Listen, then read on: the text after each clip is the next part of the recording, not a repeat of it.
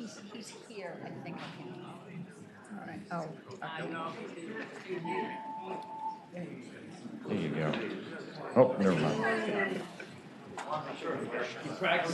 You're a quorum, Mr. Chair.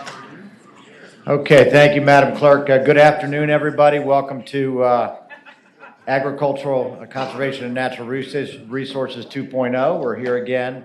I expect this will be our last committee meeting. If necessary, we could schedule one, I believe, for Monday, but I'm going to try and get through as many items as possible today. I think the fastest thing to do is to take up the two subcommittee reports since they have recommendations on bills. And then once we get through that, I want to take up Delegate McQueen take up Delegate McQuinn very quickly and send her on to Finance. Okay. Senator Morrissey, do you have a hemp subcommittee report? I do, Mr. Chairman. I sent you a report. I sent you a letter, and I am at my LA is bringing me my report down. Do you have the copy that I sent you? I do not, but let me just take the bills one by one. We had Senate Bill 491, which was petitioned by Delegate Marshall. Yep. Mr. Chairman? Yep. That's correct. HB 491, that subcommittee recommended reporting the bill with amendments 3-0. And just very briefly, what does the bill do? It directed the Department of Agriculture and Consumer Services to convene a working group to assess certain opportunities for development and manufacturing of industrial hemp. We also, one of the amendments, and I don't have my report right in front of me, I'll have it in a moment, but if recollection serves me, added 2 people to the working group, and then the department shall report the analysis by November 30th, 2020. Okay. Mr. Clerk, can you report the amendments? Yep, Mr. Chair. The amendments were just to add in line 16, representatives of the Virginia Agribusiness Council and the Virginia Farm Bureau who shall be involved in the growing or production of industrial hemp. Okay, do I have a motion to adopt those amendments? So moved. Second. All right, I have a motion and a second to adopt the amendments. All in favor say aye. Aye. Any opposed? All right, those amendments are adopted. Anything else to add as to House Bill 491, Senator Morrissey? No, Mr. Chairman. Okay, and you all recommended reporting? We did 3-0. All right, can I have a motion? Okay, I have a motion and a second to report House Bill 491 as amended. Clerk, please open the roll.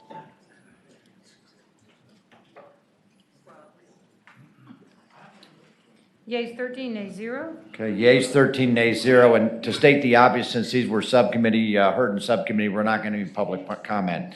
Senator Morrissey, you also had House Bill 942 on industrial hemp and federal regulations. Thank you, Mr. Chairman. Mr. Chairman, that bill also was reported out of subcommittee 3-0 without any amendments. And as you recall from previous measures that we've discussed, this bill does the following. It directs the Board of Agriculture and Consumer Services to conform any regulation by the Department of Agriculture and Consumer Services to any federal regulation that's reported in the Federal Register. It also, and in the publication of the Federal Register, the material, if it expands any opportunities for growing or producing, manufacturing, industrial hemp, then we will report it in the Board of Agriculture and Consumer Services. And that's essentially what the very straightforward bill did. And did you all have a recommendation on that bill? We recommended that we report it without amendments 3-0. Okay, do I have a motion on House Bill 942? Second. Okay, I've had a motion and a second to report House Bill 942. Clerk, open the roll.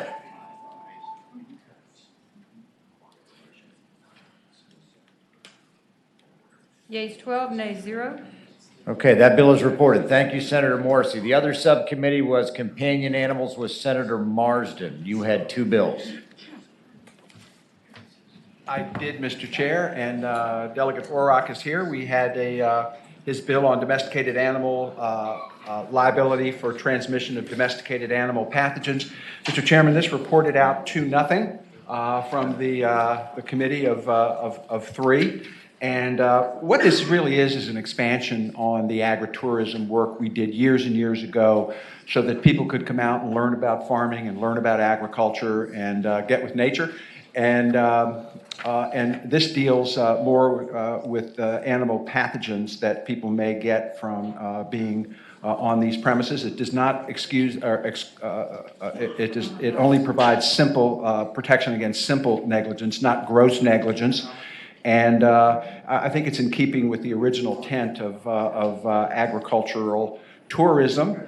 And I know that there are some folks of the attorney persuasion who don't like immunity bills, but I think this is consistent with things that we have done before. It came out 2-0, and I would so move that we pass the bill. Okay, we've had a motion and a second to pass House Bill 764. Any further discussion? All in favor, vote on the screen. Clerk, open the roll. Okay. Yeas 12, nays 1. Okay. Thank you, Delegate Thank you, Delegate. Okay, the bill passes 12-1, and then you had another bill. I did. HB 1552, I believe there is a substitute which is being distributed.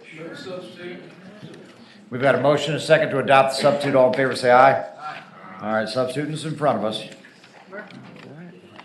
Senator Marsden, can you explain the substitute?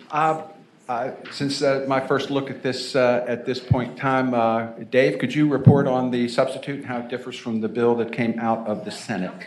Yes, Mr. Chair, Senator Marsden, this bill, this substitute conforms the bill to what came out of the Senate previously.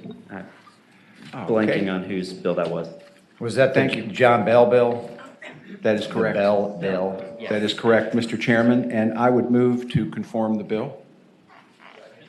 Okay, well, hold on one second. So the substitute we have in front of us is already conformed, and we've already adopted it. No, we need to adopt the substitute and then conform. Well, I think that's what we the just did, but we'll do it again. Motion to adopt the substitute. Can I have a second? Second. All right, all in favor, say aye. Aye. Any opposed? All right, now we have done it twice. Okay. House Bill number 1552. And I move to conform with Delegate Bell's. I thought it bill. was conformed. Well, that is what conforms it. If adopting that substitute is Yeah. what conforms it, then we are conformed. I move that the, Council, this is the same as Bell's bill, right? Yes, Mr. Chair, that is the same as Senate Bill Senate Bill what? 272, Senate Bill 272, Senator Bell's bill. Okay, that so now- let me just recap. We have House Bill 1552 in front of us. It's a tethering bill. It has been conformed to Senate Bill 272, which was John Bell's bill that came out of here. Mr. Chairman? Yes, sir. It comes to us today with there were only two of us there, so I had to move the bill along by, it was a 1-1 vote on, to PBI. And so that's the posture that it is in right now, but I would, do I need to bring that off the No, desk that's fine. somehow? That's why we don't have two-person subcommittees in here. The bottom line is the bill's in front of us, so I'll entertain a motion. Move to report the bill as conformed. Okay, we have a motion and a second to report the bill as conformed. Again, this is, yes? You can. I just want to point out one thing that I missed in Senator Bell's bill, and people may want to know. On line 222, this actually authorizes localities to adopt stricter ordinances than what's in the bill, and I'm not sure everybody understood that. Perhaps they did.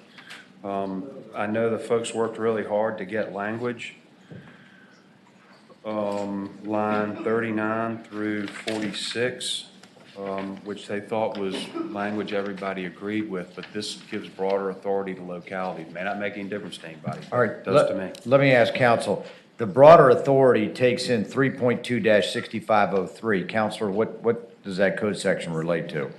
Mr. Chair, that code section is the one that designates the requirements for companion animals. It says they need to be provided with adequate shelter, adequate food, all of that. And so it then references the definition section, which is being amended. Does that make sense? All right, that's up to you. All right, so go ahead if you're going to make one. Mr. Chairman? Yes, sir. I would move that we amend the bill on line 22 to strike the underlined section 3.2-6503. All right, we have a motion. Is there a second? Okay, we have a motion and a second to basically take out the change on line 222 that gives a locality the ability to adopt an ordinance on this code section, 3.2-6503. All in favor of the amendment, say aye. Aye. Any opposed? No. Okay, we got one no. Ayes have it. The bill is amended, House Bill 1552. Do we have a motion on the underlying bill? 6503, you say? Second. Okay, we've got a motion and a second to report the bill as amended. Clerk, open the roll.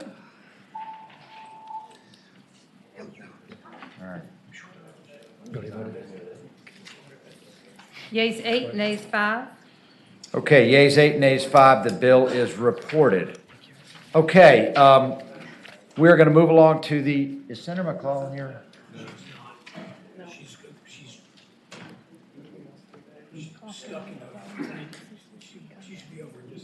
Okay, Delegate McQuinn, I know you're waiting, and Ron, I'm going to call you up because I know you had a bill that was, I believe, either similar or identical to Senator McClellan's. So do you want to tell us about it? Yes, sir. Mr. Chairman and members of the committee, the bill is identical to Senator McClellan's. And mine is House Bill 1509, which creates the Virginia Food Access Investment Fund. The Food Access Fund is an important entity that we are trying to establish, as a matter of fact, since around 2011, to look at people across Virginia in urban and rural areas, environment that lack access to fresh food and affordable food. This fund will utilize a community development financial institution to make grants and loans to support the establishment of grocery stores, small food retailers, and other innovative retail projects in underserved and communities across Virginia. Just to give you a little information on why this has been such an important entity to establish, we have across Virginia about 1.7 million individuals, including 480,000 children who live in underserved areas or low-income communities with limited access to food retailers. So this proposal is modeled after one in Pennsylvania, a program in Pennsylvania, and other places that are establishing it, which in Pennsylvania appropriated $30 million to leverage $90 million in private capitals. Their program funded 88 projects in 5 years, creating or retaining 5,000 jobs. And this program will support local agriculture, increase access to health and fresh food and affordable food in underserved communities, and support economic growth and investment. Okay. And so I hope that it would be the will of the committee to pass this and support it. It is in the House budget. Right. And there are individuals here who also want to speak in favor. Why don't we do this, Delegate? If you've got people here to speak, please have them come forward. Okay. Right. Thank you. Thank you, Mr. Chair. Yep. Awesome. Good afternoon, Chelsea Bennett with the American Heart Association. We have been working with Delegate McQuinn for several years now, the bill before you, as well as Senator Stanley, and so we're so grateful for his many years of support as well. The bill you have before you this year is called the Virginia Food Access Investment Fund, and it has two components that we fully support, which is the grocery retail portion as well as the SNAP portion. We want to increase the number of SNAP retailers that are here in the Commonwealth of Virginia, because as you heard from the delegate, there are over 480,000 children that are living in areas where they deserve the opportunity to have access to fresh fruits and vegetables. So on behalf of the American Heart Association, as well as the Virginia Food Access Coalition, which I co-lead, that has over 15 organizations, we support this bill and we ask for your support as well. Thank you very much. Good afternoon, Mr. Chair and members of the committee. Salam Bhatti from the Virginia Poverty Law Center. We support this bill and we hope that you vote for it. Thank you. Okay. Yes, sir. Mr. Chairman, Andrew Lamar on behalf of the Academy of Nutrition and Dietetics. We appreciated your unanimous support for the Senate bill and hope you'll support Delegate McQuinn's as well. Thank you. Wonderful. Okay. All right. Anybody opposed? I know you're not there. Okay, hold on a second. Hold on a second. We did have a Senate bill. We're not quite sure of the number, but it went through finance. So what we're going to do is we're going to report, well, we're presumably going to report this bill and refer it to finance. Okay. And we're going to take it up there because at some point it's got to appear in our budget. Okay. Mr. Chairman? Oh, we do? Oh, oh. Okay, well, it's requested from finance regardless. All right, do I have a motion to report and refer? Okay, clerk, open the roll. Yes, there we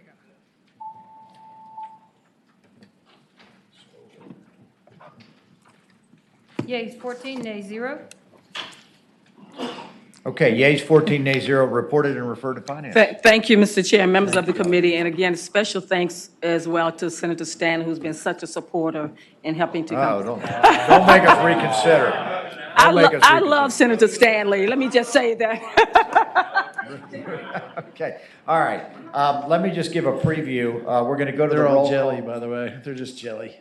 We're going to do the roll call. I have Delegate Mugler next, then I have Hodges, Wilt, Aird, Carr, and Delaney. So if you're not in the next, Ken, I don't see, I have 17 users. That's the next 6. I mean, does someone have an emergency? Delegate Plum, you have an emergency? Okay, all right. I know that. All right, you know what? Delegate Plum, come forward. Seniority does have privileges. Well, I know that. I'm just trying to be impartial. Thank you, Mr. Chairman, and I will give you the same courtesy when you come to the Ag Committee tomorrow morning. Sure. Yeah, right, okay. Well, it's House Bill 1622.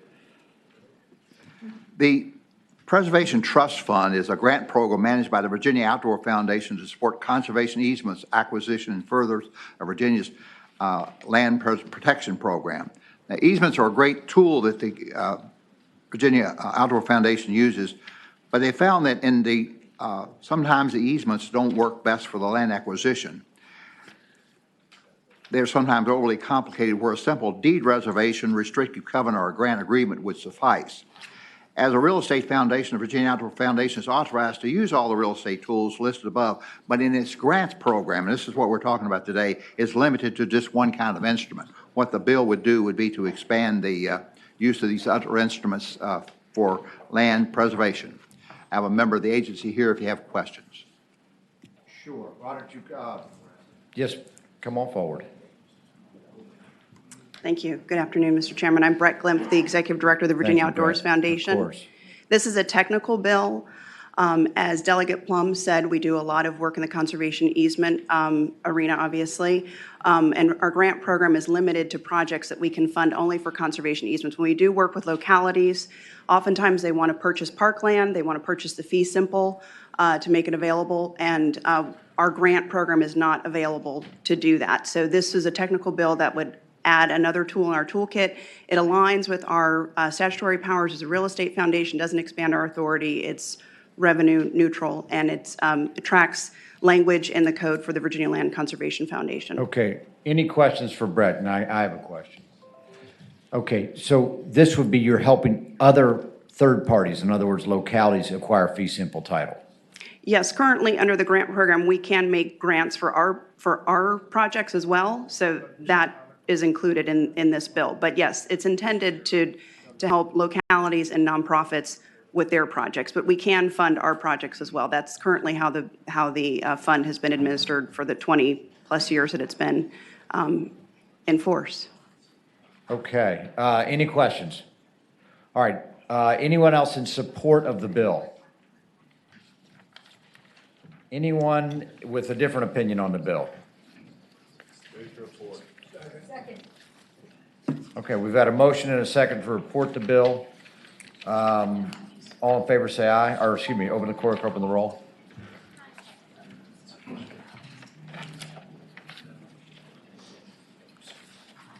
Yeas 14, nays 0, 1 abstention. That's all right. Okay. Thank you, Mr. Chairman. Okay, thank you. Thank you, Delegate Plum. All right, now we're going to go back to the queue. I have Delegate Mugler. Good afternoon, Mr. Chairman, members of the committee. The substitute before you conforms House Bill 1609.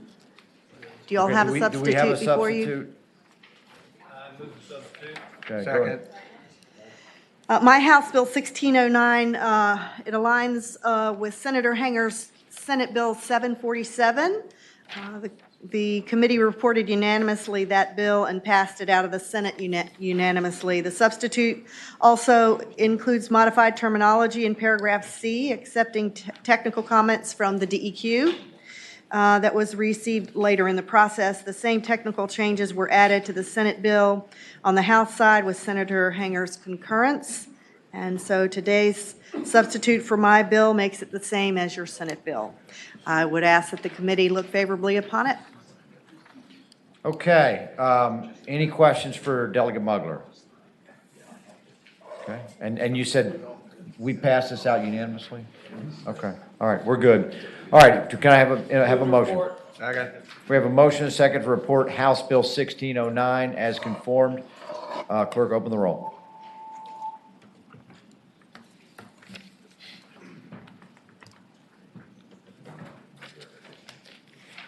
Thank you, Mr. Chairman, members of the Yeas committee. 15, nays 0. Sure. Okay, next up I have Delegate Hodges. Sir, thank you. Good afternoon, Mr. Chairman, members of the committee. I think I have 3 bills before you today. Okay. Let's go in order if that's okay. I think we have House Bill 1313. All right, and if you're ready, don't believe we have a substitute. Now, House Bill 1313, the Commonwealth is... Do you have a substitute? No, sir, we do, Okay, we do this is not. just I what think we we do got. on another one possibly. But the Commonwealth is really lacking the administrative structure necessary for really facilitating cooperation across multiple state agencies on matters as it's related to coastal resilience. What this bill does is it adds that needed coordination to the existing statute and synchronizes the duties of the Chief Resiliency Officer and the Special Assistant to the Governor for Coastal Adaptation and Protection. On multiple occasions, the Coastal Policy Team, which is Virginia's network of natural resource agencies, and also the PDCs that share responsibility for implementing Virginia coastal waters resource management laws and policies, they identified and discussed the need for state agency coordination and to develop and implement Virginia's coastal resilience master plan. So that's basically what this bill does, is it really helps coordinate those 2 jobs, bring everyone together, and to work for coastal resilience for the Commonwealth. No fiscal impact either, Mr. Chairman. Who's going to pay this person? It's already in statute, so there's no fiscal impact. Currently, the Secretary of Natural Resources is the Chief Resiliency Officer, and the Governor's named already the Special Assistant to the Governor. So they're already there, and there's no fiscal impact. So this actually allows the cross-coordination between them to be able to work together and solve resiliency problems across the Commonwealth. Okay. All Brings that together. Senator Morrissey. Good afternoon, Delegate. I know what the word resilience means. Sure. And I know that the governor shall designate a resilience officer. Yes, sir. And I know that this person shall serve as the primary coordinator for resilience. Sure. But I still don't know what a chief resilience officer does. And I may be the only one that doesn't know that. Sure, and actually, we have the Chief Resiliency Officer with us, and if I may call him up, is Secretary Strickler with us? Now, is he the Chief Resiliency Officer? He is the Chief Resiliency Officer. Does that mean he has to go to the YMCA every weekday or I'm something? sorry to put you on the spot, Mr. Secretary. Mr. Secretary, can you tell us, the people on the panel, what a chief resilience officer does? Chairman Peterson, Senator Marcy, thank you for the question. Matt Strickler, Secretary of Natural Resources and Chief Resilience Officer for Governor Northam.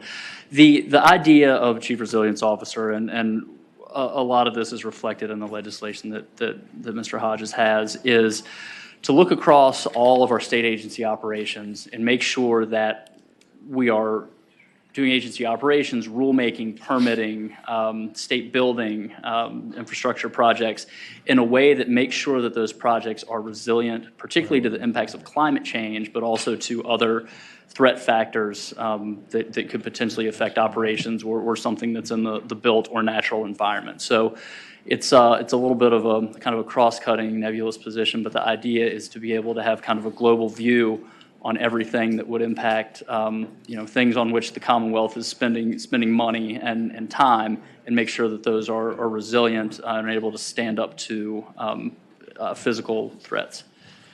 All right. Go ahead, Senator Stewart. Thank you, Mr. Chairman. Mr. Secretary, are you not doing a good job as Chief Resiliency Officer? Chairman Peterson, Senator Stewart, I may be biased, but I think I'm doing a fairly good job as Chief Resilience Officer. Well, then I don't want to support this bill because we would have to fire you. Hold on, I think that's the original version. Yeah, I think I may be reappointed. Or redesignated. Serious question, Mr. Chairman. This one, unless I have the wrong bill, says the Chief Resiliency Officer, comma, who shall hold no other position. Delegate Hodges, was that Do I have taken, a I'm holding the wrong bill? sub, was it taken out in I the think that sub? was out. That was supposed to have been taken out. I think if you look at the sub. I don't have that one in front of I me. don't have that. Oh, and no, this is not, we did have one amendment we'd like to make. And I have great respect for the Secretary. That's why I wanted to bring that up. Was Okay. that online on the meetings we wanted to take out, the quarterly meetings? I'm looking at a sub which talks about a new code section, 2.2-222.4. Right. I don't have that one in front of me. And we did want to make one small change on 109. Okay, I think we need to clarify whether you Yeah. got the wrong one. Sure. 1330. Okay. Matt, you still got a job because the sub keeps you. Okay. So, All right, all right. I think we're good. Any other questions for Delegate Hodges? and if I may, Mr. Chairman, I Sure. believe it was line 109, shall hold quarterly meetings. 109. I believe, was that line 109, was that the right bill? We'd like to strike that, because they're already doing this, but we don't want to mandate those quarterly meetings, which may be a little bit of a burden. So if we could strike that as a simple amendment? All right, do I have a If that's motion okay. to strike such meetings shall be held at least quarterly? I have a motion and a second. All in favor of that amendment, say aye. Aye. Okay, that sentence is stricken. All right, so we now have the substitute as amended in front of us. Are there any people here to speak for the bill? Anyone against the bill? All right, we've got a motion and a second to report the bill. Clerk, open the roll.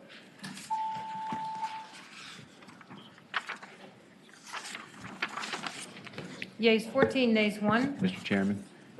Yes, Senator Marsden. Thank you. Secretary Strickler, I recommend you watch the 10 Commandments. Charlton Heston had an amazing ability to hold back the waters. I think. Need all the help I can get. All right. Okay, next bill, Delegate. Thank you, Mr. Chairman. On the theme with water, we have living shorelines with House Bill 1375. Okay, House Bill 1375, tell us about it. And thank you, Mr. Chairman. As we know, the Virginia General Assembly enacted legislation that living shorelines are the preferred stabilization methods for tidal shorelines.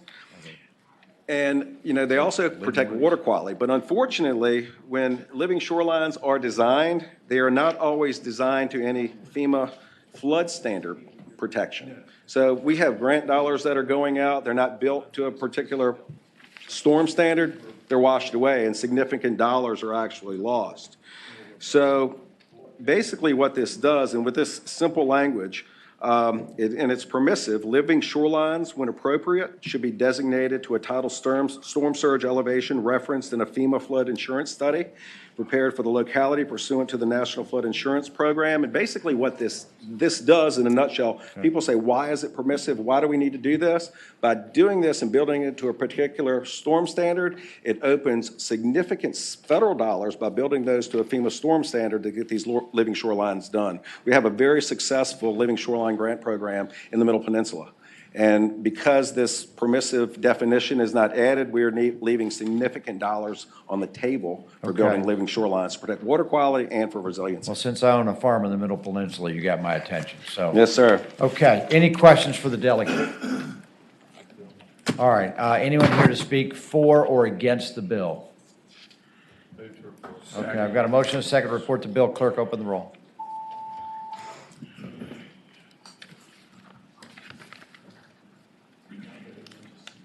Yeas 15, nays 0. Okay, 15-0. All right, so that bill reports. Thank you. Next bill. Thank you for the yay, Senator Stanley. So let's move on to 1674, dealing with groundwater now. Oh, move the substitute. 1674. And we do have a substitute. Okay, I know a lot of attention to this one. Okay. Yes, sir. Delegate, do you have this substitute? Believe I do. Yes, sir, I do. And this is the, Fresh, hot off the press. the aquifer bill. Yes, sir, yeah, the aquifer bill. And I believe we have white smoke and peace in the valley. All right, why don't you, Oh, wow. staff, if you could distribute copies to folks. You want to read what it says? Okay. All right, while people are getting their hands on it, why don't you just tell us, Delegate, what was the purpose of the Sure. bill and what does the compromise do? Thank you, Mr. Chairman. As you know, withdrawal from the Potomac Aquifer is near and dear to our hearts to try to minimize the stress on the Potomac Aquifer. A number of years ago, I created the Eastern Virginia Groundwater Management Commission, which actually Senator Mason has carried on with a bill. It's commonly referred to as the GWAC, actually. It's much easier to say. And out of the recommendations from the GWAC, it was really for innovative solutions to really. Delegate, 1 second. Oh, Do yes, I have sir. a motion to adopt the substitute? Oh, we did. All right, we have a motion and a second to adopt substitute. All in favor, say aye. Aye. Any opposed? All right, substitute's adopted. Continue. Thank you, Mr. Chairman. And, you know, in a report from the GWAC, I believe in 2017, to really come up with innovative solutions and even public-private partnerships and innovative ways to decrease the pressure on that Potomac Aquifer. Now, all of you probably are very familiar with Cranston's Mill Pond and have been talked about Cranston's Mill Pond. And it was actually presented at the Water Commission meeting as an innovative approach. And everyone really looked at this and likes the idea of it, but unfortunately DEQ did not have the ability to give the permit on that in statute. We actually had the idea of a provisional water permit. And we actually introduced the original bill, and we have narrowed that down significantly through the process to give white smoke. So this substitute narrows that bill significantly on the ability to withdraw, and this one is actually hot off the press. As the original bill was actually proposed, it would have applied to all surface water in Eastern Virginia in the groundwater management area. We have narrowed this significantly, and language actually has been added on 17 through 21 to narrow the, so it's only existing impoundments that are created by an existing dam, and the dam must have been permitted by the Soil and Water Conservation Board and to be in compliance with the Dam Safety Act. Also, in addition, on line 29, there was a concern with, having an unlimited number of these provisional permits. This only allows 3 provisional surface water permits to be issued. Now, we never believed that the bill authorized the provisional permit holder any rights or claim to water. So we've added language in subsection B on 23 through 25, actually the Secretary's request, clearly stating that is the case. We heard some confusion as to whether water could be withdrawn prior to an end user being identified and DEQ being given the opportunity to conduct an analysis of the end user's proposed withdrawal and DEQ issuing a modified permit. So this has been addressed on line 31, subsection C, and actually the phrase until the department has issued a modified permit. And then on line 38, it's emphasized the need for the end user to conduct an alternative analysis. So we revised that on 38. And I can continue to go on. And Okay, if you all want to right, go through all the provisions, I don't think you need to do that. I think we have peace in the valley, and this is a very good bill and an innovative to find ways for an innovative solution. And I think we have peace in the valley. I think, Chairman. yes, Senator Ruff. In the original bill, it would allow them to sell water. Is that correct? I believe the original bill, it didn't address that, but that has actually been. Yeah. And I can, and there's. I would ask you, is there anywhere in the code that gives any entity the right to sell water as a commodity? And I will defer. And I've Let got me some just say, folks when here you talk about, before- selling water rights. Solid water rights. Every grocery store sells water. Yeah. Mr. Chairman. So, Is and I would. That's I think Senator Ruff hits a good question. Maybe good Matt would know question. the answer. Are you currently permitted under the code to sell rights to water? For example, aquifer, drilling, anything? Do we have a concept of water rights in the state like they do in, say, California or Utah or western states? Shannon? Mr. Chairman, members of the committee, Shannon Varner here on behalf of Mission H2O as well as Cranston Mill Pond LLC. I heard Senator Ruff's question, but I didn't hear your. My question is, do we have a scheme for selling water rights in Virginia like they do in, say, California? We do not. Okay. And if I could answer Senator Ruff's, we don't have a provision where a private entity could necessarily sell water rights. This bill would not do that either, and it's been clarified specifically to address that. Obviously, those who do have a permit to withdraw water, whether ground or surface water, then have an ability to use that water for its permitted use, and oftentimes that is for either as from a municipality selling it to some entity to use for a purpose and like that. So that's how it, that ability to use the water and perhaps even monetize it is through the surface water, groundwater permitting system. Okay. All right, Senator, I got a request to speak. Senator Favola, you're in the queue. Thank you, Mr. Chairman. Get the experts. On line 29, maybe this is for the patron. The board shall not issue more than 3 provisional surface water withdrawal permits. Is that in 1 year or over a period of time? It doesn't say. So that's total. Total. That's total provisional permits. For any particular area, and no matter, they could go back 10 years, go forward 20, it's total. These are 15 Mr. Yeah, Chairman. go ahead, Shannon. Yes, it's limited to just what it says. They may not issue more than 3 provisional permits. There's no provision for if, by a year or ever. That's limited to 3, and this is limited to the Eastern Virginia groundwater management area, so east of 95 to the bay. Does that mean that the permits can be resold? The permits currently may be transferred. Any surface or groundwater permit may be transferred.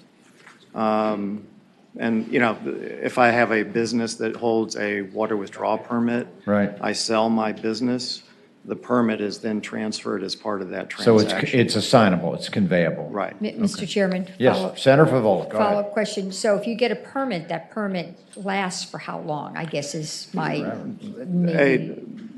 Mr. Chairman, surface water permits may be issued for up to 15 years. Typically, they are for 15 years, but it's up to 15 years, so it's at the discretion of DEQ Mr. as to how Chairman, long they would. Senator Favola. So if in fact, say there was a drought or environmental issues changed, there was some reason that if some reason existed at year 7, and the permit had been granted for up to 15, but let's say for argument's sake was granted for 10 years, of something changes in year 7, could the department revoke the permit? Or is there or the permit holder has to agree? Or what would the process be if you felt you had to revoke the permit because conditions changed? Mr. Chairman, that might be a good question for DEQ, but I believe that DEQ does have the power to reopen permits depending on exigent circumstances like that. And if I could just add, remember, this is dealing just with a provisional permit. No water was actually being withdrawn until it goes through another process to allow that withdrawal. All right, I've got Senator Morrissey, go ahead. I'm not sure you answered the question at all. You can issue up to 3 provisional surface water withdrawal permits, correct? Correct. That doesn't allow you to do anything until you get the modified permit, correct? Correct. How many modified permits can you get? You would only be able to modify a provisional permit under this bill, dealing with, if you have a provisional permit, no water could be withdrawn. I understand that part. Right. That's clear in there. You got a provisional permit, you got to get a modified permit before you can sell it, get it. Right. How many modified permits can one get? The bill doesn't specifically say. Okay. So the whole discussion that we just had about 3 provisional permits and how you can transfer it to another person doesn't help us address how many different people you can sell it to, because we haven't addressed the modified permit. Is that right? A better way of asking that, you could get 10 modified permits, right? Mr. Chairman, I think that the way this would work is there's a provisional permit. An end user is identified after that provisional permit is issued. The end user would then need to provide detailed information on those use to which it would be put, including an alternatives analysis that is typically done. I'm sorry. I get that part, and I want to be respectful. My question is, how many end users can you identify in order to get a modified permit? Could you have, in fact, 10 end users and therefore get 10 modified permits under this legislation? Mr. Chairman, I believe it would be just one, because you're modifying the provisional permit itself. All right. To add on, perhaps it would be possible that, through the process of modifying the permit, that there would be some additional water that would be reserved for future Let me move on. On your property, if you own the property, and you have a 5-acre pond, I understand that you own the dirt underneath that pond. Is that correct? That's the easy, that's pretty easy. I don't know, Mr. Chairman, I don't know that that's an easy question. It's really depends on how the pond was created and whether it was a King's grant. And, okay, all right. Assuming the answer to that question is a yes, who owns the water in that pond that's sitting on my dirt up to the level of the spillover? Who owns that water in the 3-acre pond? Mr. Chairman, all surface waters are waters of the Commonwealth, state waters. Right. And so you own the entire amount, all the voluminous water in that pond, the state owns it? It is defined as state waters, and it depends on the nature of the impoundment. If it's in a free-flowing stream, it's one thing. If it's, particularly just man-made out of, surface water, it's a different issue. Final question, Mr. Chairman. I thought that the existing code allowed the individual who owns that pond to use that water in that pond for any purpose that he or she wants to use on their farm, feeding the animals, watering the property, putting out a fire that starts in the property. Am I mistaken? Mr. Chairman, no. Okay. Now it's final question. Okay, final question. Okay. So what this bill is going to address is who that owner of that pond, what that owner of the pond can do with that water that continues to accumulate before it spills over, who he or she can sell it to. That's what we're getting at, right? Mr. Chairman, yes, in a way, because, they've got that impoundment. Permits are needed to withdraw above certain amounts, in the free-flowing, because the water's going over the spillway. Okay. Yes. Thank you very much. All right, Senator Stewart, your witness. Okay, any other questions for Shannon or for Delegate Hodges? Anyone opposed to the bill? Okay, so I know we had, come on forward and don't look at me, just come forward.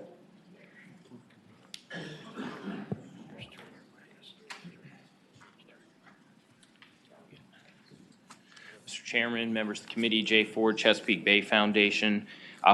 We're very grateful to the delegate and the folks that have come together to make many changes to this piece of legislation. We do still have some concerns. In particular, the line regarding calculating the potential allowable withdrawal, line 21, that the board shall assume that a need exists for the proposed amount of the withdrawal and that proposed withdrawal will be put to the highest priority beneficial use. We think that is quite an assumption to put on the board without any end user, without any knowledge of what this water is going to be used for in the future. You're tying the agency's hands by telling them they not only have to accept the amount of the that you have put down here, but also that it's going to be used for the best possible purpose. Those are two heavy assumptions. And so we appreciate that there's language to soften that, but we do think that sets a very dangerous precedent. Additionally, the idea that has been raised of whether or not we're privatizing water here, we think this very clearly is creating a water market. We're creating a situation in which folks will have the opportunity to shop around for the best price for their water, albeit on private land. That being said, we do think there's some language that could give us a little more comfort moving forward, and that would be to add language saying that the impounding structures. What line are you focused on now? Sorry, I'm working off a copy here. I'm going to try and move back and forth, but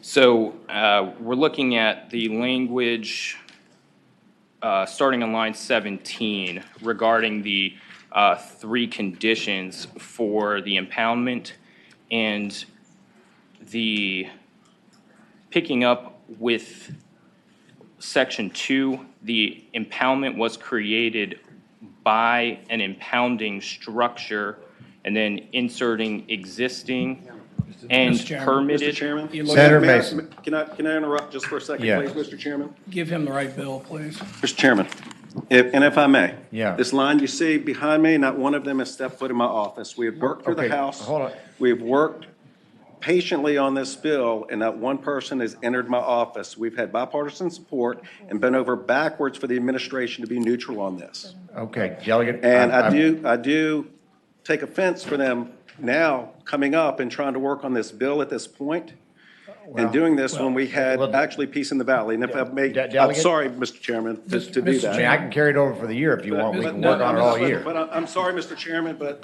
it does, I I'm appreciate disappointed that. that they lined up here without one of them coming into my Okay, office. let's do this. Mr. Chairman, I think Delegate Hodges fixed his concern in the substitute. We fixed everything. It says existing, and that's what you wanted. And the first thing that you presented on 21 and 22, if you'll look at line 23 to 25, that is designed to directly combat your first concern. And in little 2, it says created by an existing impoundment structure, which was your request. Is there anything else, sir? Okay, well, to be fair, I mean, we just circulated the substitute a few Yeah. minutes ago. Yeah. So we're working through it, guys, We okay? have, but I do. Delegate? I'm sorry, Mr. Chairman. I'll let you Thank know when to speak. Thank Thank you. Okay. Yes, sir. Mr. Chairman, if I could, we do appreciate the delegates' Right. concerns. This bill came out of the House when there were still about 5,000 bills active. And I think everybody I understand is that. trying to catch up here. All right, tell you what, you've made your point. Do you have, and I see the young lady behind you. Do I you will. also want to speak, or? Please. Yes, ma'am, come forward. And please understand, we're all working off of this substitute. Yes. And I realize that we all just saw it a few minutes ago. So, Mr. Chairman, Ann Achilles with the James River Association. We appreciate the patron and the proponents of this bill being open-minded about amendments that tailor the bill to this particular situation. We don't want to set a precedent of requiring DEQ to move forward with a provisional permit without having an identified end user. We certainly don't want to tie DEQ's hands as they manage a critical public resource sustainably, nor do we want to invite or even open the door in the Commonwealth to speculation on water rights. So should this bill move forward, we hope that this body will keep it narrowly tailored and reject any attempts to expand this to include other potential provisional permittees or make this a more broad Okay. process. Thank you. All right, hold on, let's go with Senator Mason. He initially started with saying, what was it, a unique solution? What was the phraseology? Innovative. An innovative solution. So it's pretty safe to say you're not terribly excited about innovative solutions like this, correct? I don't think that we would agree that this is an innovative solution. Okay. So. And Mr. Chairman, last question for Yes, her. But you are more comfortable that we've drawn this and tightened this down to be particularly targeted to one situation? Mr. Chairman and Senator Mason, yes, that's Thank true. you. Okay, thank you. All right, next in the queue. Mr. Chair? We had a question. Senator Morse, is it? Havana, yes. Yes, sir. First of all, I'm going to preface my remarks that I have always supported the James River Association, gotten awards from them, been a huge supporter of the Chesapeake Bay Foundation. I go out I'm almost done, go out every year with a crew and clean up the river. With that said, right. But tell me why you're saying that it is imperative that they establish an end user before they can even market what they have. Why do they have to go out and have the buyer before they can market the product? I think we want, Mr. Chairman and Senator Morrissey, I think we want to avoid the idea of a water market in Virginia. I think we want the public to understand who the end users of our state water resources are, and so that they can comment accordingly, and that DEQ can manage these to make sure that we're prioritizing the highest beneficial use of our water resources. Follow-up question. Yep, go ahead. Let's assume that the ultimate end user was going to be a paper manufacturer that used billions of gallons of water to bleach paper. You would agree, would you not, that if they identified them as the end user, DEQ could say, put on the brakes and say, nope, not going to happen. You agree that this bill does that, right? Mr. Chairman, if it's a provisional permit under this bill, I don't believe that they would have to say who that end user was, and DEQ would still have to give them the provisional permit at that time without the end user being identified. Well, if I understand this correctly, and I'm looking at the line 31, I understand the provisional permit process. Thereafter, one must get a modified permit. Is that correct? Right. And you want them, the owner, to identify the end user before they get the modified permit. Is that right? Mr. Chairman, we would certainly want them to identify the end user as soon as possible, including when they get the modified permit. I think we would want them to get that end user out to the public during the provisional permit. All right, listen, I want to move this along, so you've already spoken, sir. May I offer a correction? Well, If everyone else comes. why don't we get the next two witnesses up here? Mr. Chairman, members of the committee, my name is Karina Bell. I'm representing the Sierra Club Virginia chapter, and we do oppose the legislation, though I share my appreciation to the patron. I understand a lot of work has gone into narrowing the scope of the policy, but we have comfort with the regulatory processes that exist currently under DEQ's authority, and we are uncomfortable with the precedent that this would set for future permittees and future projects that may be undertaken. Thank you. Okay, thank you, Chris. All right. Mr. Chairman, Pat Calvert, Virginia Conservation Network. Appreciate the work that has gone into addressing the bill. Prior to today, in seeing this language, though, I will say the organization has taken a position to oppose the bill. Transparency is important, and it's, yes. Yeah, hold on a second. Sorry. All right. That's all I had to say. All right. All right, let's do this. Is there any questions from the panel? Delegate Hodges, you get the last word. Thank you, Mr. Chairman, and I greatly appreciate it, and I do apologize. You have none to apologize for. And Go ahead. I do, as this bill has moved forward, we have amended this multiple times. Right. Narrowed it tremendously, and the only folks we have actually heard from is the administration, and we worked diligently to address those concerns. And the way I work, Mr. Chairman, I've had Democrats, Republicans, everyone on board to find an innovative solution here. And we've narrowed it, and if we want to find ways to protect our Potomac aquifer and relieve the pressure on that Potomac aquifer, we need innovative solutions. And this is one here. DEQ said we need innovative solutions, and they did not have the statutory authority. They're neutral on this. We've taken away all of those concerns. And not one person has actually come into my office, and that's the way I work, Mr. Chairman, as we've gone through this entire process. And I would respectfully hope that we can pass the bill. Okay, and I got two questions, one on each side. The only thing I will Yes, sir. say is, we've had so much going on in this Sure. session that I sometimes understand, Mr. Chairman. we follow it when it's right in front of our face. I understand, All right, Mr. Chairman. I've got Senator Stewart, and I'm going to get Senator Lewis. Thank you, Mr. Chairman.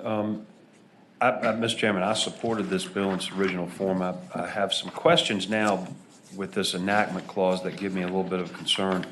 I'd like to ask Farm Bureau, if they looked at this and if they can determine if this would have any implication on potential agricultural users, that they could say. It should not. Mr. Chairman, Senator Stewart, thank you for the question. We did go meet with Delegate Hodges to ask a lot of questions with regards to the bill. And one question that we are just really unclear with, Mr. Varner shared with us the definition of surface water, because there's a lot of farmers in the northern neck that have irrigation wells from groundwater. And with the challenges with the eastern groundwater management area, we just want to make sure that we are not giving up their ability to use that water for irrigation. And I can't say definitively yes or no, but that is a question that we have consistently asked. So, Mr. Chairman. Yes, Senator Stewart. I see the Director of DEQ over there. Could I ask? Too late to run out in the hall. Come on out there. Mr. Chairman, I'm very protective of my farmers. Been hiding. Thank you. Mr. Chairman. So, Mr. Bailey, may I ask you this question? Yes. This new formula that's set out, I understand what you're trying to do here, what they're trying to do. Will this be a competing allocation against farmers who use this same water for irrigation? Mr. Chairman, Senator Stewart, possibly, because we have to assume that a certain amount is needed, and at some point, that's the maximum amount of water that it will supply could be exceeded. So, thank you. Mm-hmm. Senator Lewis. We did add, if I may address Yes, kind of that go ahead, question. Delegate. We did, and I can't recall, we did add language on the affected stream reach, which should have addressed actually her concern. All right, Mr. Chairman. Senator Lewis. Just a quick question, and my question is actually to the Chesapeake Bay Foundation. If they Bay could come up to the Foundation. mic. Peggy?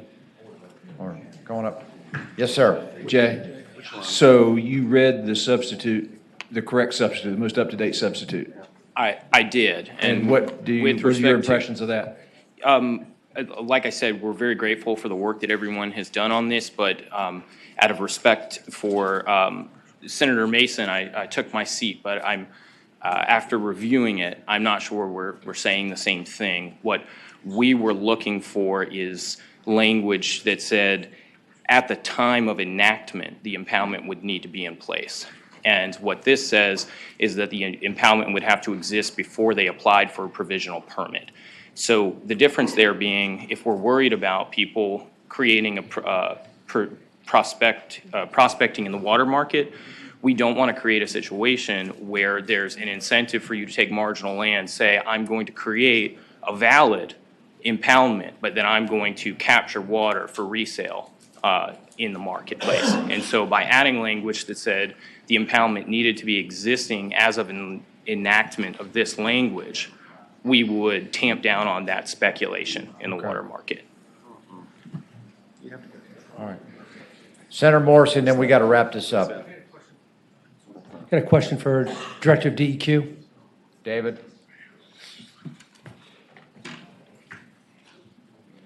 Good afternoon, Mr. Director. Good morning. Mr. Director, do you agree with the second enactment clause beginning on line 65? This is the new one, should be the new one, so it's 63 or 65, yeah. 65.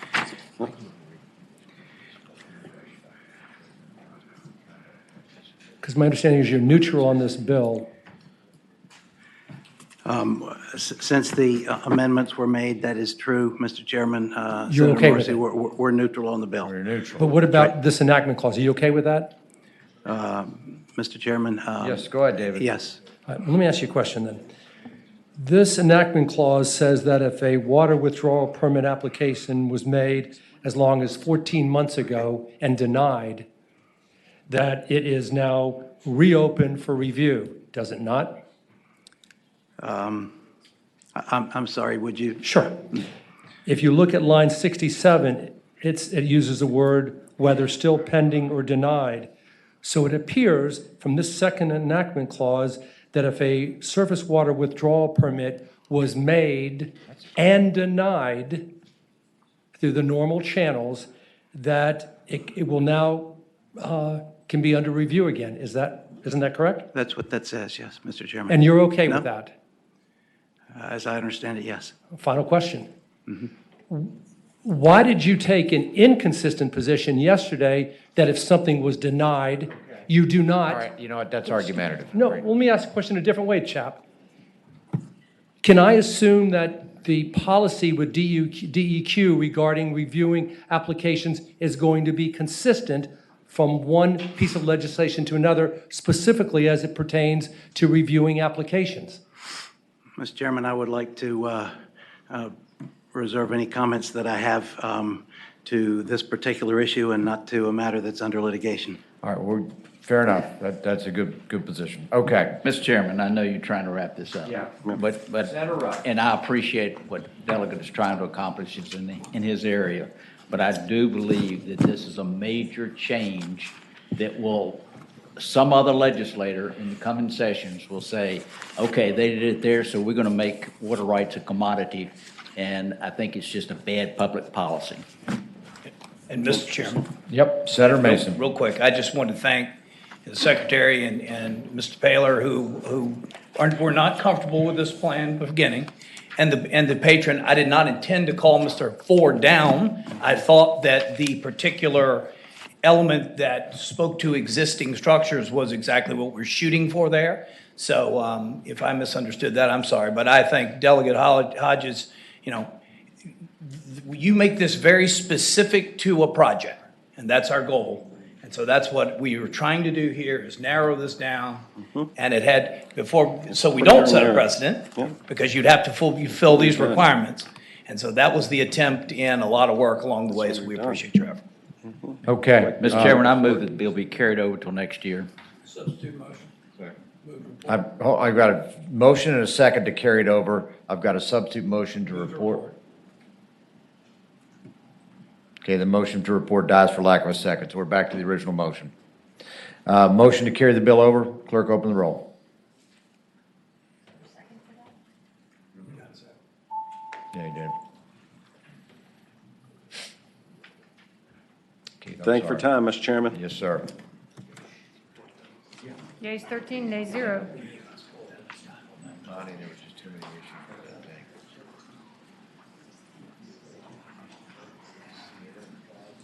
Okay, we are back, and let me just run through I've got Delegate Wilt, Aird, Carr, Delaney, Corey, and Guzman in that order. So Wilt, Aird, and Carr are the next ones up.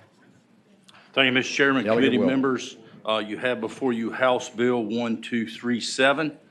A number of years ago, Mr. Chairman, we had the Beehive grant program through VDAX. Folks, what we would do would give the folks that were interested in bees the money. Well, about 2 years ago, we discovered that VDAX could actually get a better bang for the buck, if you will. They would buy the equipment and distribute it to the folks that are interested in raising bees. But, Mr. Chairman, what they discovered was that there were some folks, it's like a family. Dad was getting 3 units, mom was getting 3 units, Sonny was getting 3 units. So what this legislation basically does is said that they want to spread the love out a little bit, if you would. So that's the heart of the bill. Limit it to 3 hives per household. Mr. Chairman? Yes. How much money do we have in this program? That's a great question, Mr. Chairman. Well, I didn't ask it, but. Yeah. Well, I don't. Mr. Chairman, the only reason I ask is this seems to be something that we fill quickly every year. There's been a lot of reporting about the need for it. Sound like we ought to put some more money behind it. Yeah, Mr. Chairman, I would agree with that wholeheartedly. Okay. I'm sure the VDAX will be glad to have, because the senator's exactly right. I mean, once this goes, and that was another issue that was addressed, is that folks were doing it online. Well, some of the more rural folks, won't get into the broadband discussion, but, they weren't able to do it online, and so they were kind of getting left out, because they weren't being able to because the senator's exactly right. They were jumping on this, and it's gone in a heartbeat. Okay. Any questions for the delegate? Do you have folks here to speak in support? Yes, Kyle. Mr. Chairman, members of the committee, Kyle Shreve, Virginia Agribusiness Council, we do support the bill. It's $125,000.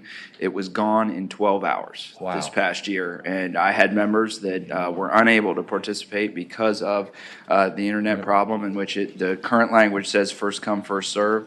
We're trying to just make it distributed a little fairly and a little more evenly across the Commonwealth to protect the pollinators. So we ask you to support the bill. Okay. Anyone opposed to the bill? All right, we got a motion and a second to report the bill. Clerk, open the roll. Okay. Yeas 14, nays 0. Okay, yeas 14, nays 0. The bill is reported. Thank you, Mr. Chairman, committee members. Yes, sir. Okay, tell you what, I got Delegate Aird next, and here she is.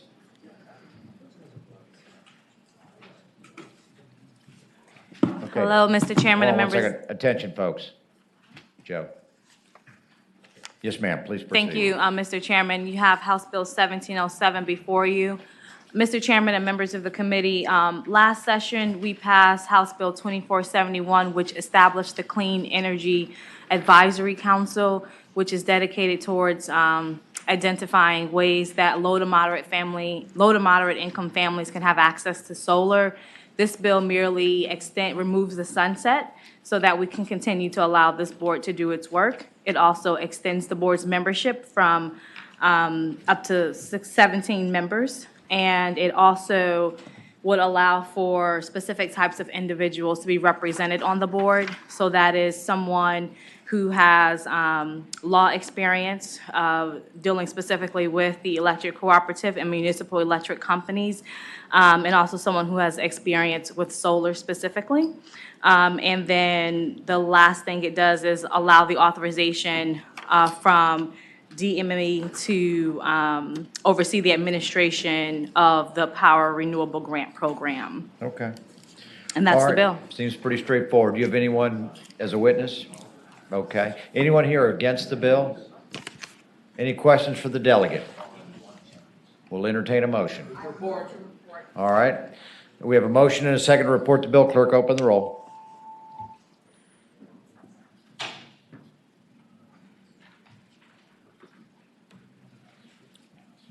Yeas 10, nays 4. I thank the committee. You got it. All righty.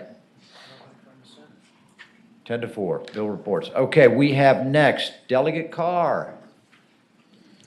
Thank you, sir. HB 542. There are 3 line amendments from the DEQ, and I believe you have those. Got them right here, Mr. Chair. 542.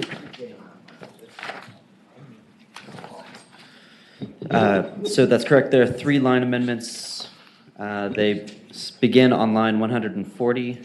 After the word county, insert the phrase "in the same regional planning area." Second one on line 141, after intended to, strike the words enhance and not to supplant, and insert inform.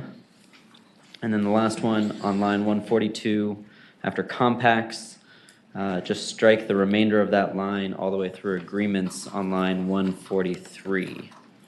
I can read that language if you prefer. Okay, do we have a motion and a second? Do we have a motion to adopt those amendments? Second. Is there a second? Okay, all in favor of adopting the amendments, vote aye, or say aye. Aye. Any opposed? Okay, the amendments are adopted. Okay, talk to us about the bill. Thank you. Thank you, Mr. Chairman, members of the committee. House Bill 542 would implement one of the legislative recommendations in the 2016 JLARC, a review of state water planning. It is intended to require regional rather than local-only planning for water users. The bill would have the State Water Control Board create regional planning groups.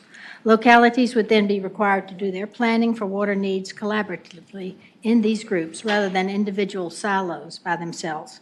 At the recommendation of the DEQ, there are a few amendments to clarify that regional planning needs to happen within adjacent areas and that this bill serves to inform any existing water resource planning agreements.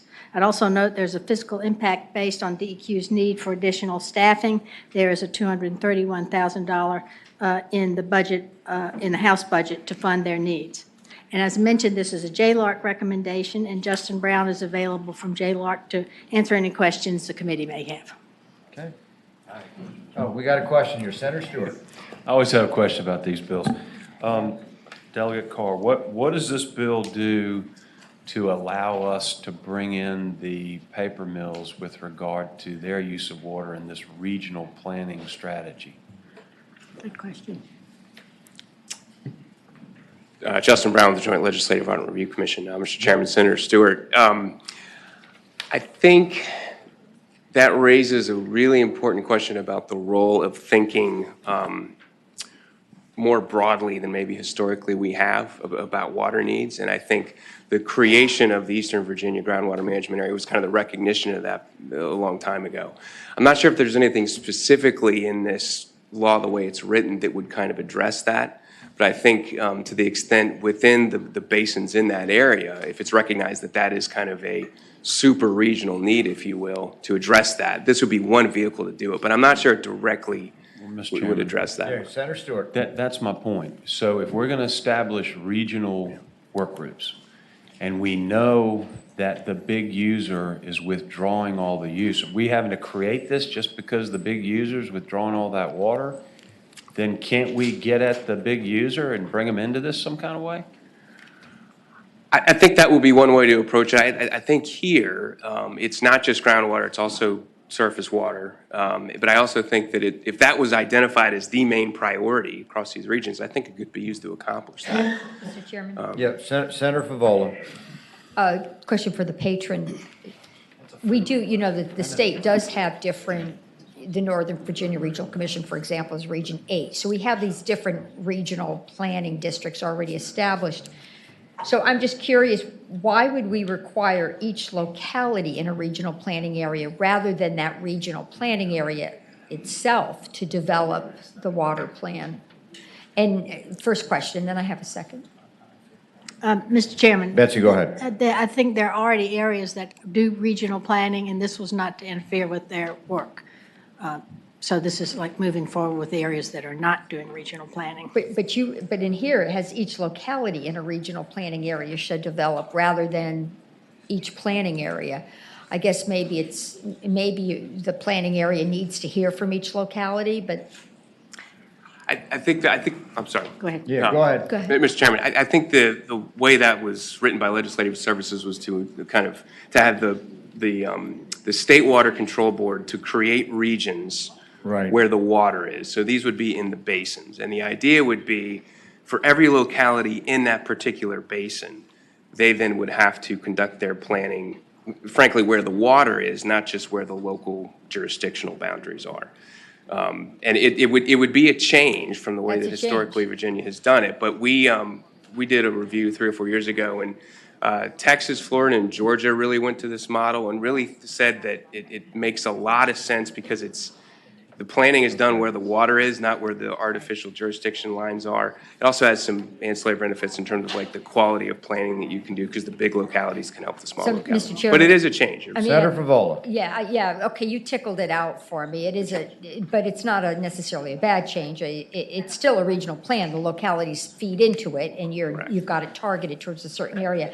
Another follow-up question, Mr. Chairman. Yes, ma'am. These plans are sent to the DEQ as I read this, but DEQ doesn't have any approval authority. The State Water Control Board. Unless I'm missing something. My understanding, the way it would loop back up through the State Water Control Board, and I believe DEQ had a role to certify that the localities were actually participating in the regional plans the way that they're supposed to. Correct me if I'm wrong, but DEQ is basically the professional capacity of the State Water Control Board. That's right. Maybe DEQ can speak more eloquently about that. Mr. Paler. Mr. Chair, Senator Favola, the regional plans would have to meet certain criteria, and if those criteria aren't met, it's not approvable. And I would say that a significant change that you see here is that by regulation, the DEQ, the state, would be defining what those boundaries are and making them hydrologically make sense. In what the criteria are. So there is an approval process in there. It wasn't changed because you already have it. I get it. I get it. Yes. All right. Okay. Thank you. All right. Delegate, anyone here to speak in support of the bill? It's not a bad bill. Anyone opposed to the bill? Mr. Chairman. Yeah. To follow up on Senator Stewart's Senator question. Mason. Is there a concept of having these mega users at the table as part of this planning exercise? Mr. Chairman, there absolutely is, and I believe the way that the statute is drafted, the State Water Control Board has some discretion in terms of identifying the participants in the planning process, particularly within each region. So I believe the way it's written, the State Water Control Board would have the discretion to do that. I think it's somewhere around lines 122, 123, 124. So it's my understanding there would be the flexibility to do that. Yeah, I see that. All right. Got it. Okay. All right. Does the administration have a position on the bill? No. Okay. All right. The bill's in front of us. Mr. Chairman, I move that we report the bill. Okay. We've got a motion report. Is there a second? A motion and a second, and Senator Stewart wants to speak to it, but. Oh, I'm sorry, Sir, did you want to speak to it? I just had a comment, not for. Well, you know what? Come on up. Thank you, Mr. Chairman. Appreciate your time. Yeah. Frank Halton, Director of Engineering and Utilities with Prince George County. I only asked the committee consider the impacts of a small utility that has to conform with these regulations. Typically, in these type of, and Prince George County is all for conservation of water resources. Unfortunately, a lot of times large utilities will dictate what other small utilities will have to plan for. So unfortunately, we don't have the funding that the large utilities do have, and therefore, we are typically going to have to come up with funding that we can't afford to be able to expand on. Right now, most of our small utilities heavily rely on groundwater withdrawal. We're trying, Prince George County themselves are trying to come off of groundwater and be more reliable on surface water. Right now, we have a permit in to get a withdrawal intake on the Appomattox River. And we don't know how this would impact us, but we would definitely understand that other localities that are much larger in the vicinity, say Richmond, Chesterfield, have a big play as well on that same resource. And unfortunately, that may negatively impact Prince George County. So I just offer that as a comment. Well, this is just planning, but. All right. Correct, but in that planning effort, typically the water resource will be defined based on those needs. And the larger utilities typically will have a lot more say as to how those resources are going to be utilized. Okay. All right. Thank you. Thank you. All right. We've had a motion and a second on the underlying bill. Clerk, open the roll. Mr. Chairman. Oh, hold on one second. Strike the roll. I have to re-refer it to finance, apparently. Oh, So it's- the motion is to re-refer to finance. Okay, that's okay. All right. Keep going. All right. I had suspendus interruptus there. Okay. My apologies. Okay. Do you want to reopen the roll? Oh, I'm sorry. I haven't voted yet.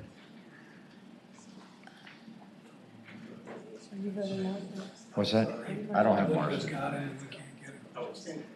Well, we're not going to do that again. Okay. All right. Close the roll. Yeas 9, nays 5. All right. The bill reports 9-5 and is referred to finance. Thank you, Mr. Chairman, Thank you, members of the committee. Delegate. Okay, I next have Delegate Delaney, then Corey, Guzman, Gudaitis, Murphy, and Carol Foy in that order.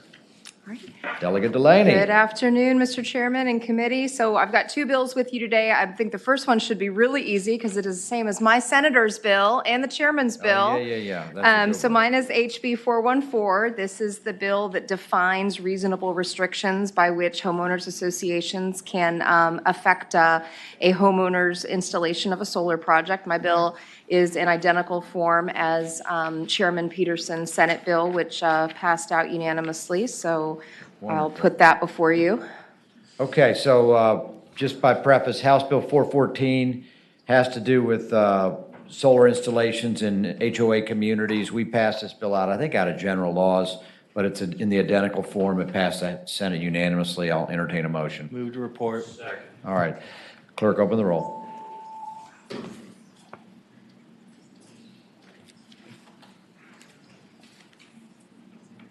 Yeas 14, nays 0. That was easy. Okay. What else you got? All right, next one I've got for you is HB 547. This bill establishes the Virginia Energy Economy Transition Council. It is a council that exists of members to develop plans to assist the Commonwealth in transitioning from the use of fossil fuel energy to renewable energy by 2050. Now, the difference between this bill and many of the conversations we've been having about the transfer from fossil fuel to green energy is this really has nothing to do with the transition economically to green energy itself, but more with the concept that we are going to be affecting regions, economies in Virginia that currently rely on fossil fuel. So the Green Energy and Economy Transition Council outlined in this bill recognizes that there are several parts of Virginia that are currently reliant on fossil fuels and the fossil fuel industry, and that this industry supports thousands of families while also recognizing a resilience on fossil fuel industry is not sustainable for our economy or for our environment. And so as we are transitioning away from fossil fuels, I propose that this transition council exist so that we could rely on economic development experts and representatives from those regions in the state, as well as the energy sector, to really properly analyze the challenges and the incentives that will be needed for those regions' economies to transition, that not only their economy, but their workforce, their business community, from the fossil fuel economy to something different. Okay. Any questions for the delegate? Okay. Do you have people here in support? Not sure if I do today. All right. Anyone here to speak in support? Anyone here to speak in opposition? I believe this, does this need to go to finance? We didn't get a letter. I wonder about that because it's 30 people. Let me ask you, the 30 people, are they going to serve voluntarily or what? So they, at this point, the reason we have 30 people is because we had a lot of folks reaching out saying, can you add us, can you add us? You know, you So could have a rugby these match, you got 15 on I each know, side. that maybe after the meetings. So I think these are industry folks who are already working in this space, and so we're simply asking the administration to put them together in a room to solve these problems. Yeah, Senator Mason. Oh, I'm sorry, Morrissey. I think it says in line 18 that 17. The non-legislative members are appointed, so I'm assuming they do not get paid. Is that right, Delegate? That would be my understanding, Mr. Chairman, Senator, that this is an appointment that would be elective, of course, to accept. But I will say that, you know, we have heard support from the types of folks that would be on this. This would be, you know, current energy folks that are currently working in the energy sector, folks that are already working in labor, the chambers of commerce, Go Virginia. So these are people who already do their job in this space. We're just simply asking for them to get together and really properly plan a real economic transition plan for the regions that are most affected by our shift from fossil fuel. Mr. Chairman, if you look at that group, it's a wide swath of various stakeholders. It looks like a stellar group. Mr. Chairman. Yep, Senator Hanger. Thank you, Mr. Chairman. The bill appears to be in order. I think we ought to ship it through finance just to make sure the fiscal implications. We don't appear to have anybody here from the Department of Mines, Minerals, and Energy. That's right, I'm going to send it to him. Okay, there he is. We got Okay. someone here.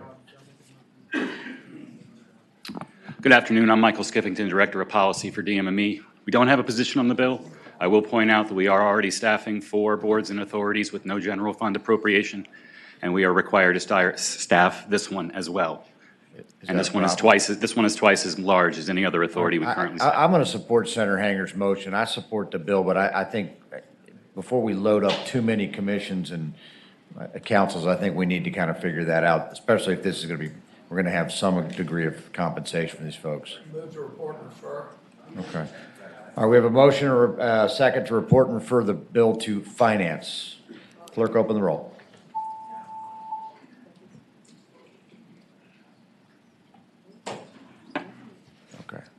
Yeas 9, nays 4. Okay, yeas 9, nays 4. The bill reports and refers to finance. Thank you, Chairman. Thank you, Committee. Thank you, Delegate. Okay, Delegate Corey.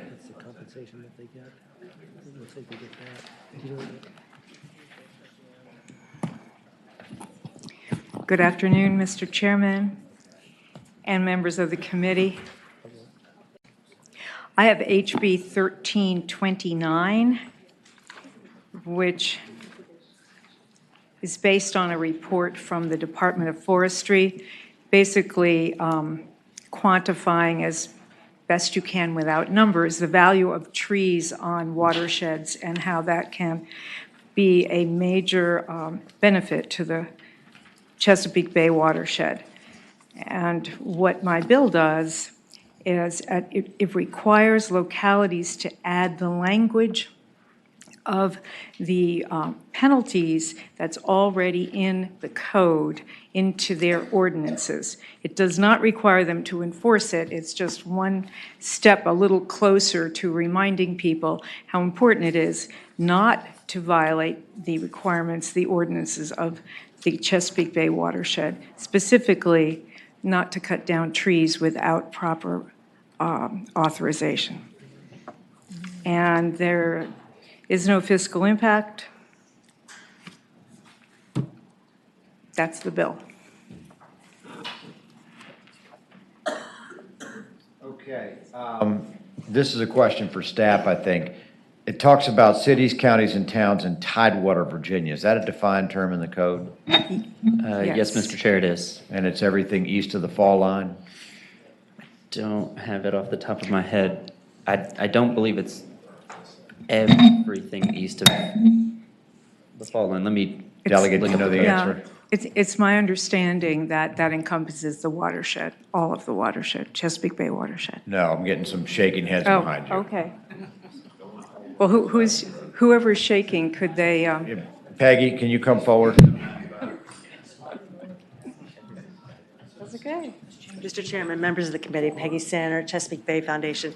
It is a defined term in the Chesapeake Bay Preservation Act. It lists the localities, and I will say that it's generally speaking east of 95, though some counties, for example, Henrico, Chesterfield, include the whole county. How about Fairfax? Fairfax is within the Chesapeake Bay Preservation But Act. obviously Loudon is not. It's not. Okay, so basically everything, in our case, it would be west of Route 28 would be out. You know, it's listed in the act itself, the name of the county, so I'll go with that. Okay, so basically this is turning a may to a shall. Any questions for the delegate? Martha, you got, anybody with a position on the bill? Well, hold on. Mr. Chairman, Peggy, Peggy go Sander ahead. again, we support the bill. Thank you. Yep, Martha. Mr. Chairman, Martha Moore, Virginia Farm Bureau. I thought I understood this bill, and then listening to the patron's explanation, I guess I have to raise some concerns with regards to it. I typically forgot to say I have a substitute. So I do apologize. Oh, okay. And Well, I that- don't know that if is a you change. have the substitute. I don't. Okay. We don't I have mean, a it's essentially the same bill, it's some of the language has changed, don't is have it. deleted. No, it's an amendment in the form of a substitute. It was published on the 29th of January. Mr. Chair, that was the House substitute That's what that's we have. already before You you. do? We don't, Okay, we don't good. need to introduce Okay. it. All right, we have that. Please go ahead. Hopefully you've got that there. Yeah, so I guess our concerns is with, since she mentioned specifically harvesting trees, the Chesapeake Bay watershed incorporates a lot of rural areas in addition to urban areas. And I know we worked on a work group this year to look at expanding the Chesapeake Bay Preservation Act westward. We expressed some concerns, and part of those concerns is with regards to how do we treat these rural areas of this. And so we believe that this decreases the flexibility of localities, and we would just express a lot of concerns with regards to the limitations with regards to harvesting trees. Okay, let me just, for the record. It's not about Harvard. Okay, well, hold on a second. Go ahead. Tidewater, Virginia is defined in the code. It's basically all those jurisdictions that either touch 95 or are east of 95, so you can pretty much figure that out. Thank you, Counsel. Delegate, you had a response to? Thank you, Mr. Chairman. I do. It's not about harvesting trees. It's about protecting trees already located in a watershed that are protected by local ordinances. This does not change the local ordinances. It simply asks the locality to list the penalties that are already listed in our code as more or less a sterner warning to those who might chop down trees and then apologize afterwards. Mr. Chair? Yes. I think that's Senator what, Morrissey. what Ms. Moore was getting at. What would happen in the following situation, Delegate, if a farmer chopped down a tree, harvested a tree, and it was within the watershed, and it was done for what that farmer thought was a legitimate purpose? Could that person be fined up to $5,000? I'm sorry, Senator Morrissey, but it would, that would be determined by the local ordinances, not by this. Let me ask that question a different way. Could that person be fined up to $5,000? Senator Morrissey, I do not know. Well, It's about the local ordinances. right, but it would be establishing a $5,000 penalty for each day. If, Up yeah, to, if up the, to 5,000. if the locality chose to enforce it. And the only thing that is more strict is that if a locality is the offender, then the fees apply, the fines apply. What do you mean if the locality is the offender? It's, Senator Morrissey, it's in the code already. I will find it in a second. Essentially, if you are looking at lines 55 through 79, it talks about who pays what fines to whom. And it's mostly, the language is any person. However, there is language in here that says, except if the locality is, it's my word, offender, but it's except the locality is the one who has not obeyed the ordinance. Okay. All right. Martha, did you want to, Martha, you want to respond to that? Just briefly, Mr. Chairman, to remind the body that I believe that you all passed legislation to create a work group to talk about tree conservation in the Chesapeake Bay region so that we can best define what particular things can be harvested versus not harvested. And I think that it may be premature to have this discussion before that work group is allowed to have the other discussion, because the delegate may be certainly right that it's no intent of hers to harm general commercial forestry. However, I'm not sure that this bill in this format protects the interests that I have expressed a concern about. Okay. Anyone else have an opinion on the bill? Okay. Chair will entertain a motion. Mr. Chairman? Yeah. I've got a little bit of concern with this bill, and I don't want to do any harm to the patron, but I'm wondering if maybe we should look at this for another year and try to see if it's something we can all agree on. So I would move we carry it over for the year. Okay. I've got a motion carried over. Second. All right. Clerk, open the roll.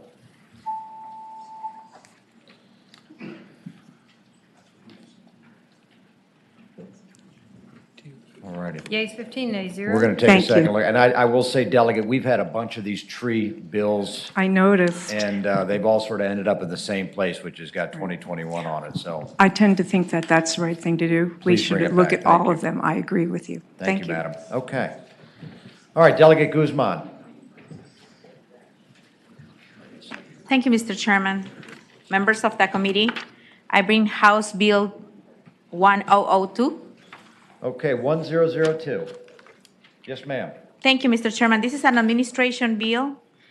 During the 2012 session, they established the Agriculture and Forestry Industries Development Fund, which I will refer as AFID Fund, to provide funding to attract new and expand existing agriculture and forestry processing or value-added facilities using Virginia-grown products. Okay. Unfortunately, they didn't establish the planning grant program.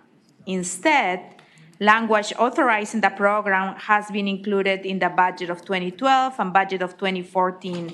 Since 2017, the grants have been based on approval. Ma'am, I've just had two people to my left say this is a good bill Okay, spontaneously, good. so. Thank you. We're good to go. Thank you, Senator. Clerk Chair will entertain a motion. All right. Okay, clerk, open the roll. Thank you. That was totally unplanned. That's just not All what I right. heard. No, thank you. All right. Take a win. All right. Yeas 15, no 0. Thank you, You're Mr. on Chairman, your members way. of the Yes, committee. ma'am. Okay. Next, have Delegate Goditis.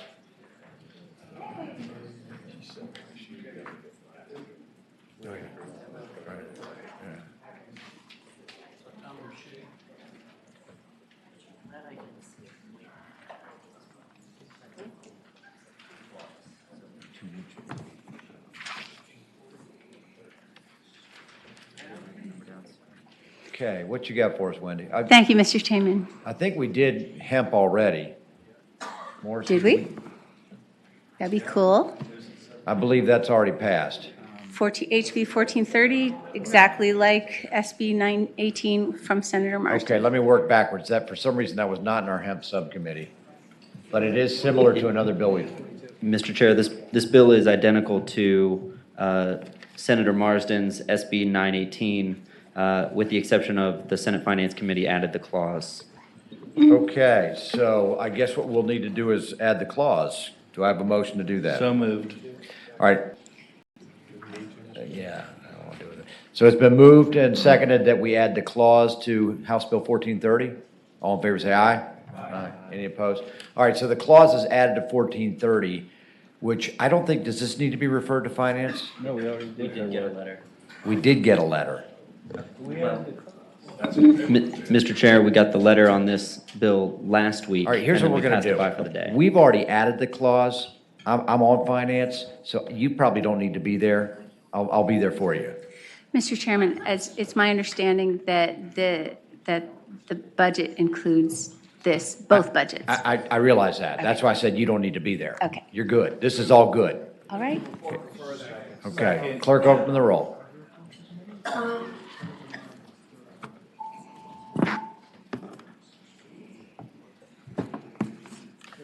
Yeas 15, nays 0. Okay, yeas 15, nays 0. The bill reports for first to finance. You're right where you need to be. Okay, good stuff. Thank you very much, All Mr. right. Chairman, committee. Okay, next I have Delegate Murphy. Yes, Kathleen, come on up.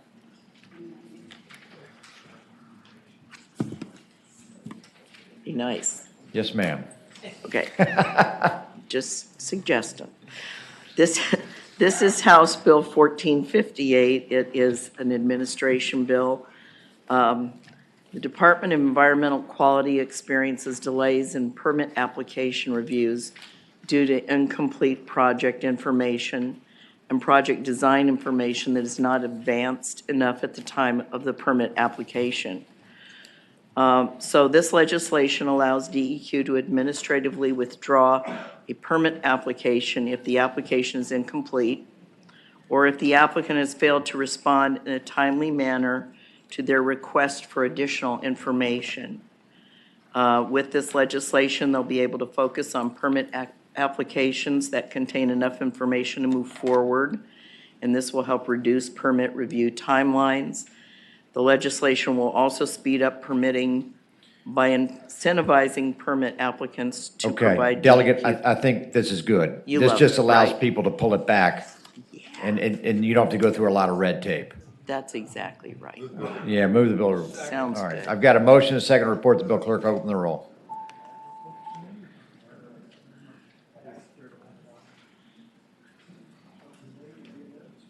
Wait, You don't need Stanley. no, I don't. It's okay. Would you just push your button? Yeas 15, nays 0. All right, yeas 15, no 0. Thank you, Delegate. Okay, Delegate Carol Foy. I don't see her. Delegate Willett, you're up. And by the way, I've got Mullen, Ayala, Razul, and Lopez in that order. Go ahead. Yes, thank you, Mr. Chairman. Good afternoon. This is House Bill 672. I actually have a line amendment. Let's see if you... Let's get the bill in front of us, 672. Or it will be a substitute now, my apologies. Okay, we got a substitute to distribute. We have a motion and a second to adopt the substitute. All in favor, say aye. Aye. Okay, let's get some time so people can get their eyes on it, including me. And Delegate, I think what I'd like you to do is tell us what the original bill did and then talk about what the substitute does, because you got a lot of people that are interested. Okay. No, thank you, Mr. Chairman. Just real quickly, House Bill 672 is essentially aimed to encourage both states and localities to consider climate impact and climate change when they make regulations and policies, as well as doing zoning and comprehensive planning. This is aspirational in the sense that we want, this would be encouraging that consideration. If you look at the current requirements for both the state agencies as well as the local governments through the codification of the zoning and the comprehensive planning process, you could argue already that they should be considering climate impact. This just states it. It puts it in black and white that, yes, this is something that's important along with other considerations. This is not prescriptive in the sense it's not telling or not requiring exhaustive study and exhaustive regulation. Again, it's the policy, I think, that is what we're interested in with that. And then, Mr. Chairman, speaking to the amendment, I had met with several folks I think you'll hear from in a moment, including the home builders, and at least one local government representative. I had not heard from them previously, but I did hear from them this week. And they expressed some concern about on the local government side of this in terms of adding requirements to the zoning process. So the line amendment in the substitutes that you have, this is line 162. It will remove one of the requirements specific to the zoning process. And again, you could argue all of this is redundant because you could say every local government is already considering climate impact. This is just putting it in the actual statute. And I'd be happy to address any other questions you have, and I think you do have some speakers. Okay, let me just ask you a preliminary question. I'm sort of catching up here. So this is going into 15.2. Yes, actually, Mr. Chair, it goes in two places. The first part, if you look at, this will be right at the beginning of the bill, the state portion of this is just 2.2-5515. And that's the state agency requirement. Then you go to 15.2, 2200, et cetera, which covers the local zoning and comprehensive planning. All right. I guess, and I'm going to sort of channel my mom because she was a Fairfax City Planning Commissioner chair for years. You know, you've got the comp plan, you got zoning boards and all these other things under 15.2, which deal with sidewalks and impacts on neighborhoods and all these other things. And then you've got this sort of very macro issue of climate change. I mean, is it a little bit of a square peg meets round hole there? Mr. Chairman, that's a good question. If you actually, I learned a lot actually in carrying this bill in terms of looking at those requirements. There are a fair number of requirements you could already put in that category of looking out for the impact on health, safety, family. Right. There is language to that effect in the current code. So yes, it is a higher level, again, aspirational goal, but that language in a lot of cases is already there. Well, and just to follow up, typically when we appoint people to the Board of Zoning Appeals or the Planning Commission, they're local folks. They're not necessarily engineers or politicians like us. And so, right. Again, typically they deal with localized impacts as opposed to globalized impacts. But anyways, that's just my impression. Okay, why don't we do this? Do you have folks here to speak in support of the bill? I'm not sure that I do. Well, I got somebody. Actually, we do. Trip's here. Yes, sir. Mr. Chairman, members of the committee, Trip Pollard with the Southern Environmental Center. To just say we do support the bill. Climate change is already affecting localities throughout the Commonwealth, and this will just help better prepare our communities for the challenges that are already experiencing, and these steps are much needed and long overdue. Thank you. Mr. Chairman, pardon me. Go ahead, sir. Question? Yeah. Mr. Chairman, members of the committee, Hunter Jamerson, representing the Virginia League of Conservation Voters. We support the bill. We do believe that climate change has local impacts which ought to be considered in comprehensive planning and zoning. Those include stormwater and flooding issues as well as carbon pollution issues. We ask that you support the bill. Thank you. Okay. Do we have folks with a neutral or negative opinion? Mr. Chairman, Martha Moore, Virginia Farm Bureau. I guess we would express a concern because this would impact a lot of local ordinances, and we're not really sure exactly what they're basing it on with climate change. I'm not sure there's a definition in the statute with regards to climate change. So while I appreciate that it is aspirational, The challenge is what are we measuring it against? Have we really created that matrix from which we can kind of direct this conversation? And there are some who would believe that certain things within agriculture production would create climate change. I would respectfully disagree with them. And so therefore, I don't know what the full implications of this and would ask that we carry this over. Thank you. Okay, anybody else? Mr. Chairman, I have a question. Yes, Senator Mason. Doug, I see you drop it in a bunch of places, including reasonably foreseeable needs that will arrive. Okay. But line 50 to 55, does that give, shall seek to minimize or prevent such impact to the greatest extent practicable? Does that language give the ability to challenge almost any future project with someone coming forward to saying, well, I don't think you tried to minimize the impact of climate change? Right. Mr. Chairman, Yes, speaking sir. to Senator Mason, certainly the potential would be, actually, whether this bill is passed or not, there's the potential for someone to question whether or whether a local government should be considering climate impact, and then vice versa. If they were considering it, some could say, well, have we done all we could, or have we done too much? So I really think, end of the day, it's not changing anything except to put it, actually, to specify that, yes, this is something we're going to look at, but how it's done is intentionally left to the discretion of the local governments. Okay, let me do this. I got to see one more witness. I want to recognize Senator Stewart. Yes, sir. Please come forward. Thank you, Mr. Chairman. Mr. Chairman, members of the committee, Chris Ziegler with Fairfax County. Fairfax County is neutral on the bill. We don't have a position on it. I did want to raise a concern. I just was sitting in the back reviewing the substitute. I don't view this as aspirational.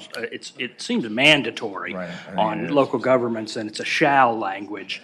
And I think I'd echo the concern the chairman mentioned, which is our planning and zoning staff, although we want to minimize the impacts of climate change as well in Fairfax County, but we're not scientists, and I don't know that the scientific community has sort of come together with one way to minimize the impacts of climate change. So I think this is a bill that's creating an obligation on localities that's going to be very hard for us to comply with. Right. So we don't have a position, but our staff has You're some stating a concerns. position, but you don't have a position. Okay. Mr. Senator Chairman, Stewart.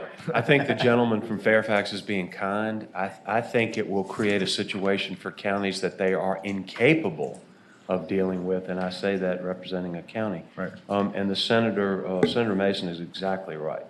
This will create a plethora of litigation, the likes of which we've never seen.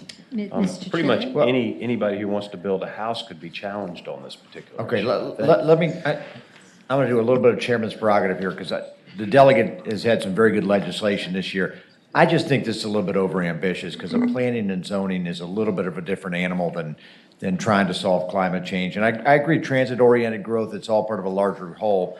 And just speaking for myself, and again, being the son of a planning commissioner and spending a lot of my childhood sitting on the back bench listening to very boring stuff, I just feel like you got to keep people on task, and this may be a little bit outside that lane. But again, that's just my impression. Mr. Chairman? Yeah. Do those single line entries that the impacts from and causes of climate change be minimized or prevented, if you left those in and stripped 51 to 55, would you still have the same concerns Senator Stewart recommended? Well, here's what I'd like to carry this bill over, because I think there's a lot of important ideas here, but, you know, we don't have to do everything in 2020. So again, I'm just speaking as one person, but that's my opinion. Mr. Chairman? Yeah. Mr. Chairman? Well, we have, if you're going to make a motion, make. Can speak to it.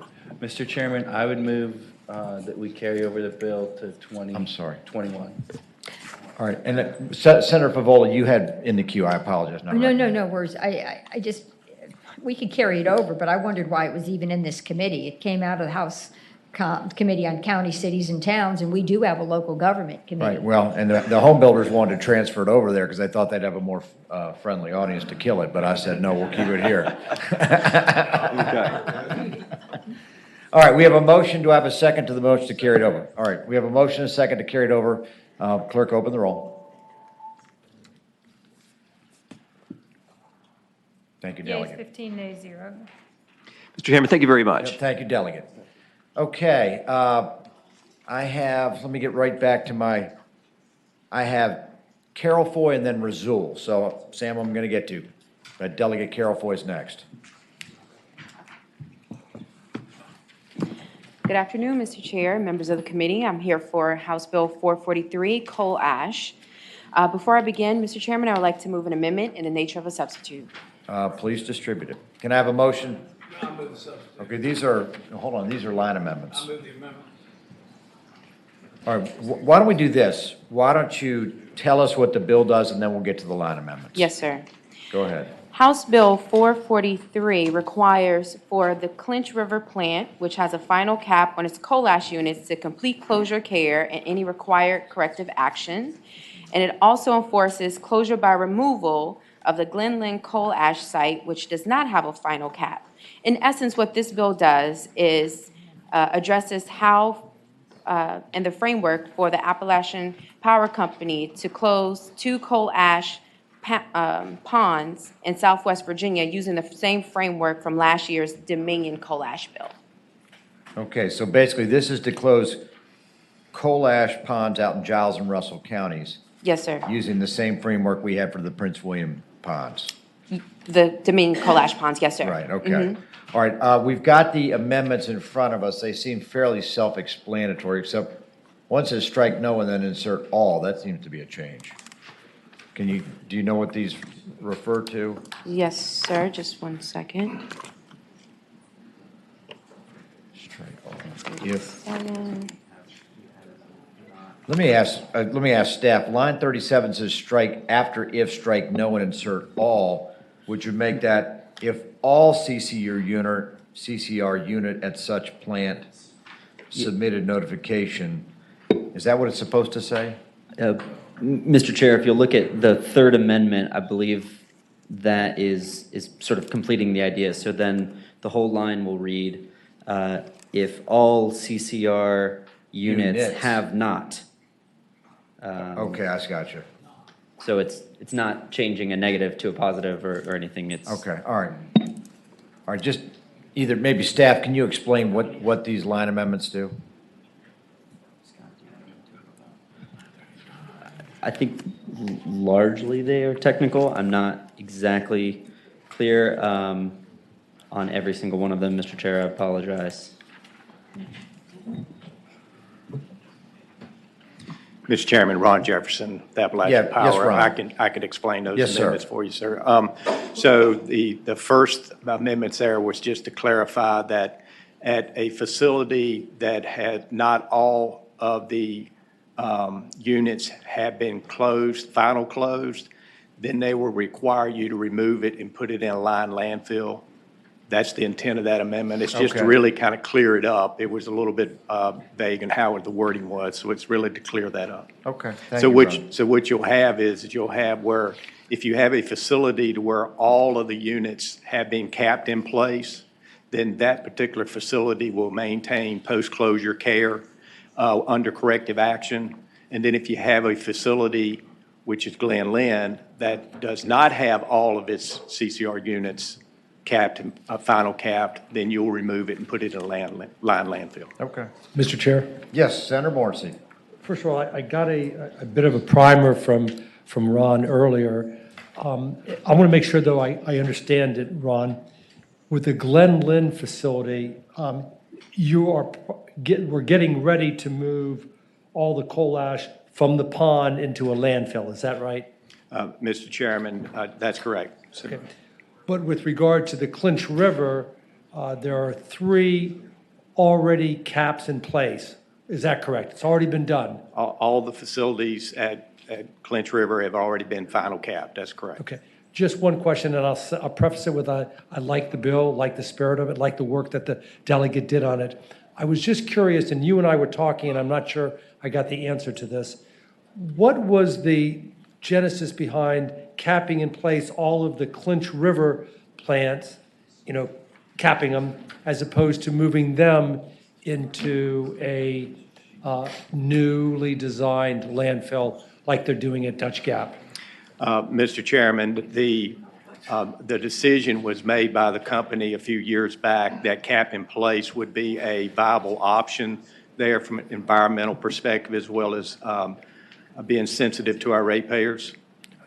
And last question. Senator Morrissey. Convince me that the post-closure care of the Clinch River plants that will monitor to make sure there's no leakage in those capped facilities into the river, correct? Mr. Chairman, that is correct. The post-closure care is, those facilities are under the state solid waste land permit, and they will stay under that and be monitored under that. Okay. Okay. All right, any other questions for Ron or for the delegate? Senator Suderline. Mr. Chairman, so it was described that it would be similar to the bill that was done for Chesterfield or Prince William a few years ago.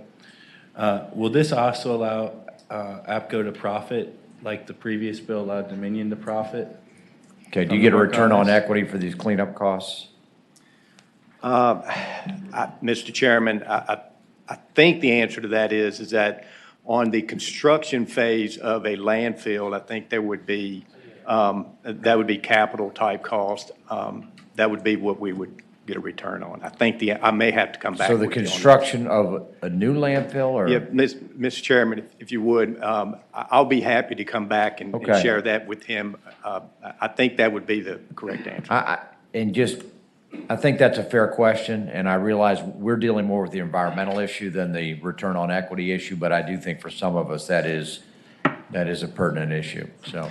Mr. Chairman, I'll add that the way that we are working these facilities and what we'll be able to do is at the Glen Lynn plant, we've identified a site there on site that we will have a lined landfill. So we're going to avoid truck traffic. We're actually going to reduce the cost to the projects very significantly.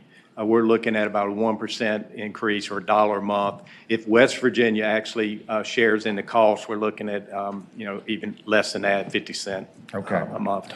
All right. Any other questions? I have one more question. One more question. Just because I'm always asked this, and I think I know the answer. I'm always asked if I represent any of Dominion service territory. Do you represent any of APCO service territory that are going to be paying for this increased rate?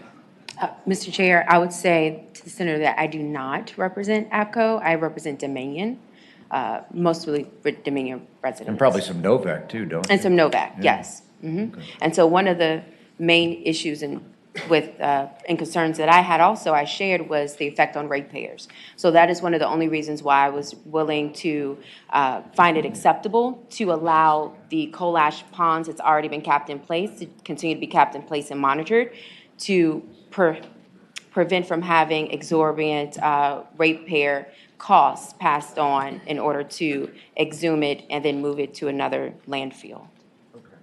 All right, we operate by motion. All right. We have a motion and a second to report the bill. Clerk, open the roll.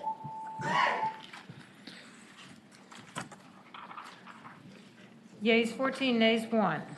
Yeas 14, nays 1. Bill reports. Thank you, Thank you. Delegate. Thank you. All right, Delegate Razul, you've been here a long time. Thank you. And then have Mullen, Ayala, Lopez, and Weber. I got your Mullen next. Thank you, Mr. Chair, members of the committee. Before you have House Bill 1034, which creates the local food and farming infrastructure program here. We've been working with VDAX and some others as the process has evolved and come up with good language to create this little program to help support local farming. We think that this is important. Not only does it support the local economy, but there are a lot of folks who want to be shopping locally and support local, both urban and rural farmers. So finding ways of being able to do that is important. Of course, there are not only environmental but also health benefits of eating local. So what this particular bill will do is create this grant program which allows for localities, political subdivisions, to be able to apply for funds that will help local farmers get their food to market through farmers markets, through common processing facilities, commercial kitchens, packaging facilities. So that's the gist of the bill, Mr. Chairman. Okay, any questions for the delegate?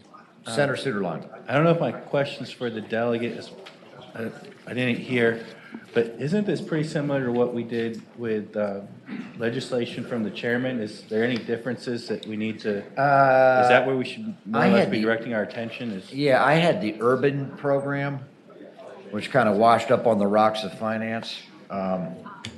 Mr. Yeah, isn't it funny how that happens? Mr. Yes, go Mr. ahead. Chair, Delegate Rizul. Senator Suderline, we've been working with VDAX to ensure that this language is carefully done to fit a hole that they currently have, that they would like to be able to fill as we move forward to support both urban and rural local farmers. In our region in the Roanoke Valley, we have people who are very close to an urban center, but just 15 minutes out, there's rural farmers that we want to be able to support. So, Mr. Chairman, I guess, Yes. you're telling me that with the disposition of your bill, there's nothing that we need to conform one way or the other? No, there's nothing needs to be confirmed, but we do need to refer this to finance. They have requested this. I'll move to report and re-refer. Okay. Okay, we got a motion and a second to report and refer the bill to finance. Clerk, open the roll. Was that a basketball slip? Right That there? was, I'll play you tonight, 7 p.m. All right. Don't start with me. Yeas 15, nays 0. Exactly. Don't even start with me. Thank you, Mr. Chair, members of the committee. Okay, that was Delegate Mullen. We have you next. Thank you, Mr. Chair. It's good to see you. Yes, sir. Mr. Chair, this is a bill that involves qualifications for archaeologists on state-owned land. House Bill 668. Okay. Yes, Mr. Chair. Yep. So currently, we have a definition of what constitutes an archaeologist for excavation of human remains, but we don't have one for professional excavation of state-owned land. And not too long ago, we actually had an issue with the Monacan tribe historical lands that were being excavated by someone who purported to be a professional archaeologist, but in fact did not have the proper background experience. And so what this bill does is say that if you say you're an archaeologist, you actually have to be an archaeologist. Okay. I'm not sure about being a lawyer. Oh, I'm still practicing to be a lawyer. I'm just curious. Do you get an archaeology degree? Is that a doctoral degree or master's? So usually you would get at least a master's, but sometimes people also have PhDs. You can lead field work with just a bachelor's in some limited circumstances. Wasn't Indiana Jones an archaeologist? He was, and he was a doctor. So he had a PhD. He did. Okay. Any questions for the delegate? Well, I got Morrissey over here. Morrissey, Delegate Senator Morrissey. Delegate, are you using the word archaeologist synonymous with field supervisor throughout this legislation? Hold on for a second. Let me actually, yeah. So, I mean, I hear the chairman keeps saying archaeologist, and you did. So those are two levels of archaeological work. So there is an archaeologist who will oversee many people who would be doing the field work, and then this also defines field supervisor as well, which is somebody who's at least there 70% of the time. And so what will happen is that someone might be a chief archaeologist, that's the person with the PhD who oversees the larger program, but that there is someone who is in the field every day, or at least 70% of the time, who's considered the field supervisor. And usually there's somebody with a lesser degree in that. Two different people then. Yes. Okay. Mr. Chair? Senator Favola. Thank you. Question for the patron. Welcome, Delegate Mullen. So the director, and I guess it's under 10.1-2302, so an individual has to get a permit before they do any investigative study, correct? So Only professional. So Virginia has a number of people who are amateur archaeologists who would still be able to continue to do work on state-owned property. I see. Okay, so this, I sort of see the difference. So if in fact you wanted to show your experience, or show your expertise, you would go and get a permit because you would have met these criteria. That's right. But Virginia has a number of amateur archaeologists who, it's a robust hobby, and so this would not infringe upon people who just want to explore the natural world. Okay. Mr. Chairman. Senator Mason. Does this impact one of our particular archaeological sites or just? You know what? I think that's probably the reason why they thought of me to bring this. And this is an agency bill, and they're here willing to speak on it if there are questions from somebody who are more professional than I. Okay. Thank you, sir. All right. Senator Stewart. Mr. Chairman, thank you. Delegate Mullen. Hey, Senator. Who polices this? So it'd be under DHR. Nope, I'm sorry. Yeah, DHR. It's under the Virginia Antiquities Act. Do they license them too? I'm sorry, Mr. Chairman. Do they Go ahead. license them? Or? I'm going to phone a friend on that question. Step forward. You have someone on your right shoulder. Mr. Chairman, members of the committee, Joshua Sachs, Deputy Secretary of Natural Resources. To Senator Stewart's question, architects in the Commonwealth are not licensed by DPOR or any board. Architects or archaeologists? Pardon me. Good thing we're not licensing architects. They don't do very much.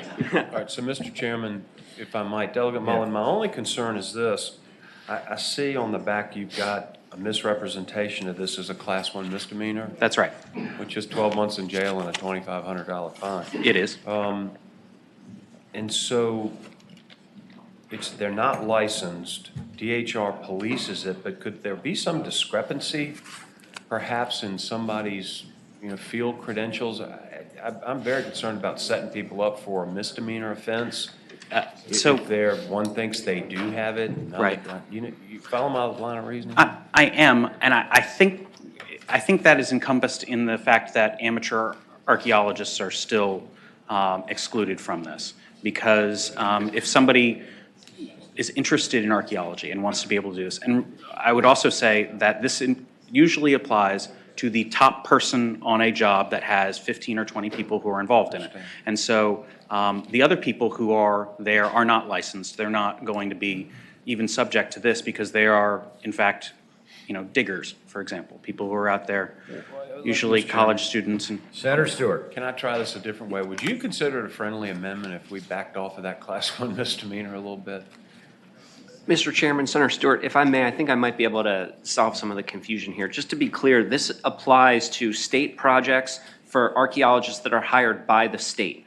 This is setting out minimum criteria for those archaeologists. So in a perfect world, DHR would never hire anyone who doesn't meet these criteria. The only time the misdemeanor would come into play is if someone had misrepresented their qualifications to the Department of Historic Resources. Mr. Chairman, Senator Stewart. understand that, but it doesn't help me any. It still gives me pause because there could be discrepancies and disagreements about the qualification. I hate to make this that significant of a criminal offense. Do you want to make a motion? Class 3? I would feel much more comfortable with a Class 3, if not a civil fine, but what the committee thinks. If Delegate Mullen. A fine so or a Class 3 would, I would be fine with a Class 3, Right. if you want to take out the criminal penalty. I hear a motion to make it a Class 3 misdemeanor. Second. I'll second. All right. Motion is second to make it a Class 3 instead of a Class 1 misdemeanor. All in favor, say aye. Aye. Any opposed? Everywhere it needs to All be. right, so we'll make that change. Yes, we'll make that change from a Class 1 to a Class 3. Thank you, Senator Stewart. All right. By the way, the Thank football you. coach at Alabama that misrepresented his, he's probably still doing the time. He may never get out. Okay. Mr. Chairman, I move that we report the bill as Okay. amended. I have a motion second to report the bill as amended. Clerk, open the roll.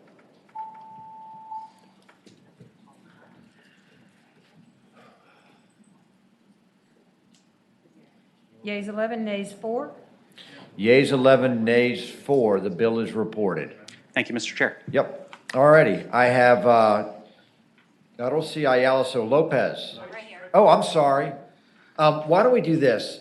Alfonso, is yours pretty quick? I think so. Do you mind if I take him first? Because I think yours. No, ladies first, ladies first. No, go ahead. Ladies. All right, I'm just saying, because I know you've got two. You'll owe And me yours one. is going to That's be a even little. better. All right, Alfonso, you got 5 minutes. Thank you very much. Mr. Chairman, members of the committee, there are hundreds of known or suspected contaminated sites in Virginia that are tracked in some way by the Commonwealth of the EPA, and yet no centralized accessible inventory exists. HB 1136 would have the DEQ compile an inventory of sites at which disposal of hazardous waste has occurred in the Commonwealth by July 1st of 2021, updated annually thereafter, and make it available on the internet. A comprehensive list of these sites creates more transparency for the public to easily identify sites that could be located in or near their communities. After working on this idea for several years, I'm proud that it was endorsed by the Sierra Club and the Virginia Manufacturers Association. I hope that it's the will of the committee to report the bill. All right, let me, is anyone opposed to this? Yes, no? Okay. All right. I have a motion and a second to report the bill. Any other comments? Can I just ask one Yes, very obvious Morrissey, you had question? to ask one question, yes. DEQ does not already have an inventory of They hazardous? do, but it's not in one accessible database that's easily accessible online. This is to put it online. Okay. Which is a good thing. Okay. We have a motion and a being second to cheeky? report the bill. Clerk, open the roll. Thank you, Mr. Chairman, That members was of the 3 committee. minutes. Good. Thank you very much. All right. Yeas 11, Okay. nays 2. Save the best for last. Hala, you're up. Hello, Mr. Chairman, members of the committee, how are you? We're doing great. That's Good to have you. awesome. We're all I have yours. 2 bills. Muchos gustas. All right. All right. Do you want to take up 1641? That'll probably be the easier of the two. 1641 Coal Ash Ponds drinking water, Notification. and it looks like we have a substitute. You do have a, thank you, sir. Okay, and I see an army of lobbyists walking forward. I always bring an army. An entourage. There we go. That's what it- Or at least Miles. Army of one. Army of one. Okay.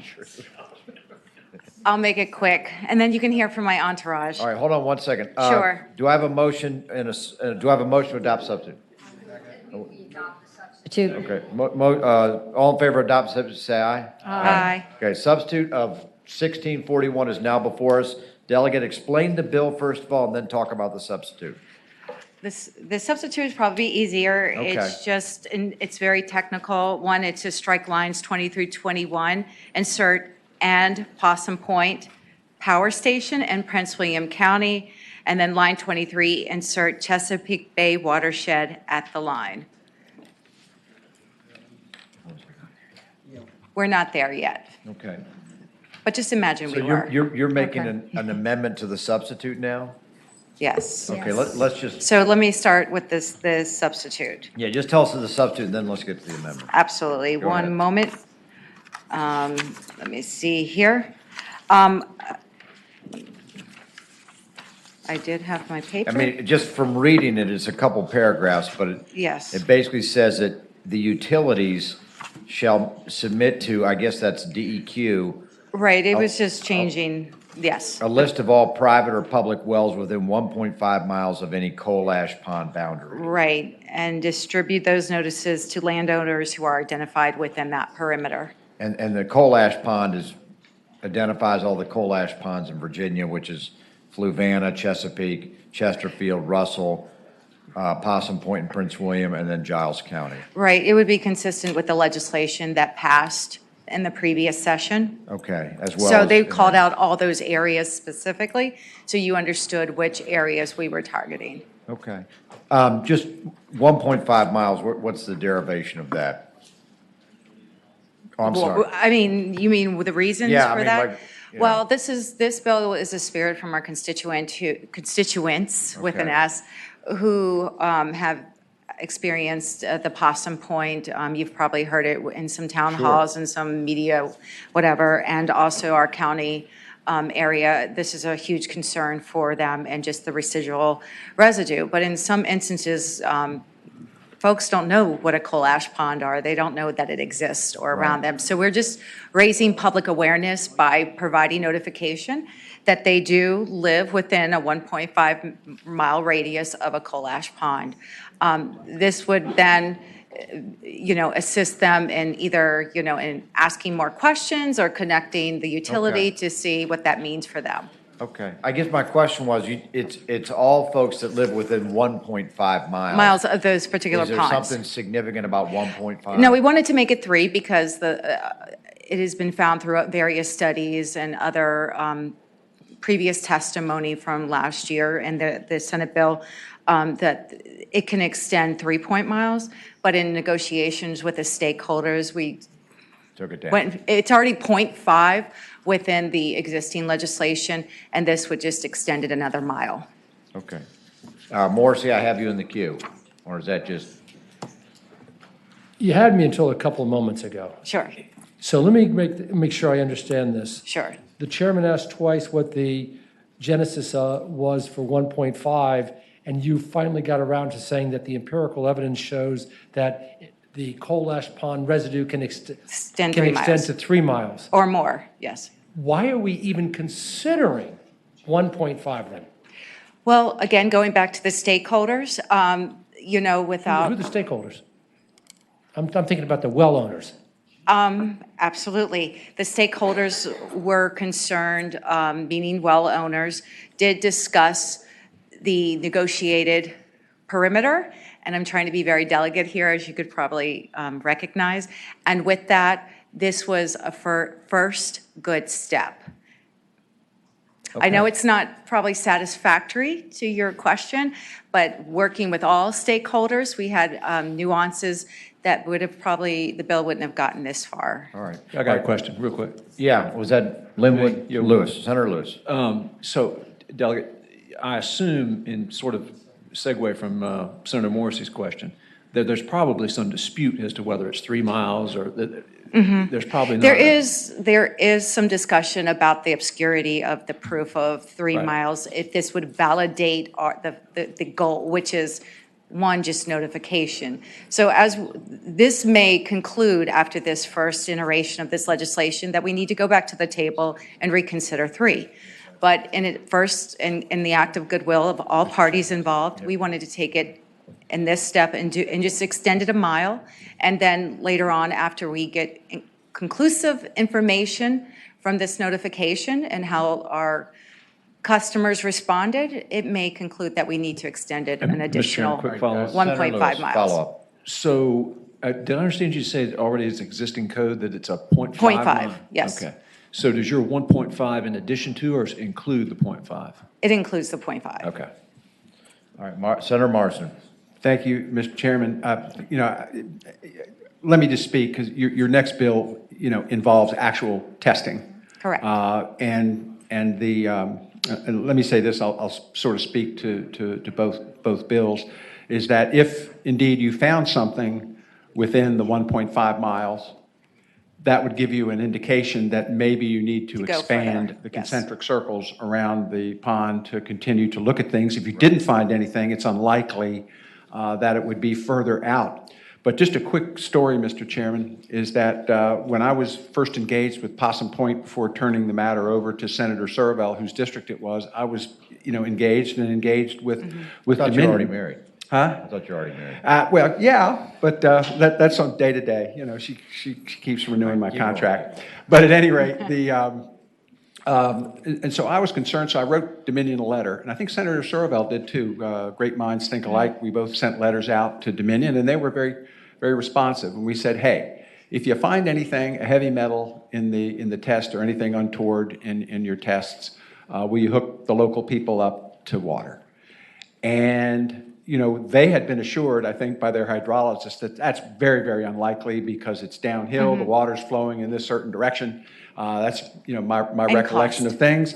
Yes. And then a short time later, boom, I think it was benzene popped up in a well. And Dominion was very responsive. They immediately did what we had asked them to do in the letter. So just to let folks on the committee know, there's real life history here where, these things, water goes where water goes, and you always can't predict exactly where it's going to go. Springs bubble up, things, it's not always predictable just by the topography of the surface. And so with that, I'll hold comment, but I did want to address the nature of why these two bills are important. Right. All right. Senator Stewart, Yes, sir. and then I want to get witnesses up. Senator Stewart. Yeah, thank you, Mr. Chairman. There were a lot of us who worked really hard on this negotiated bill last year and the year before to come up with a bill that had pretty broad support. But Delegate Aiello, I'm curious, was the half a mile in the bill last year?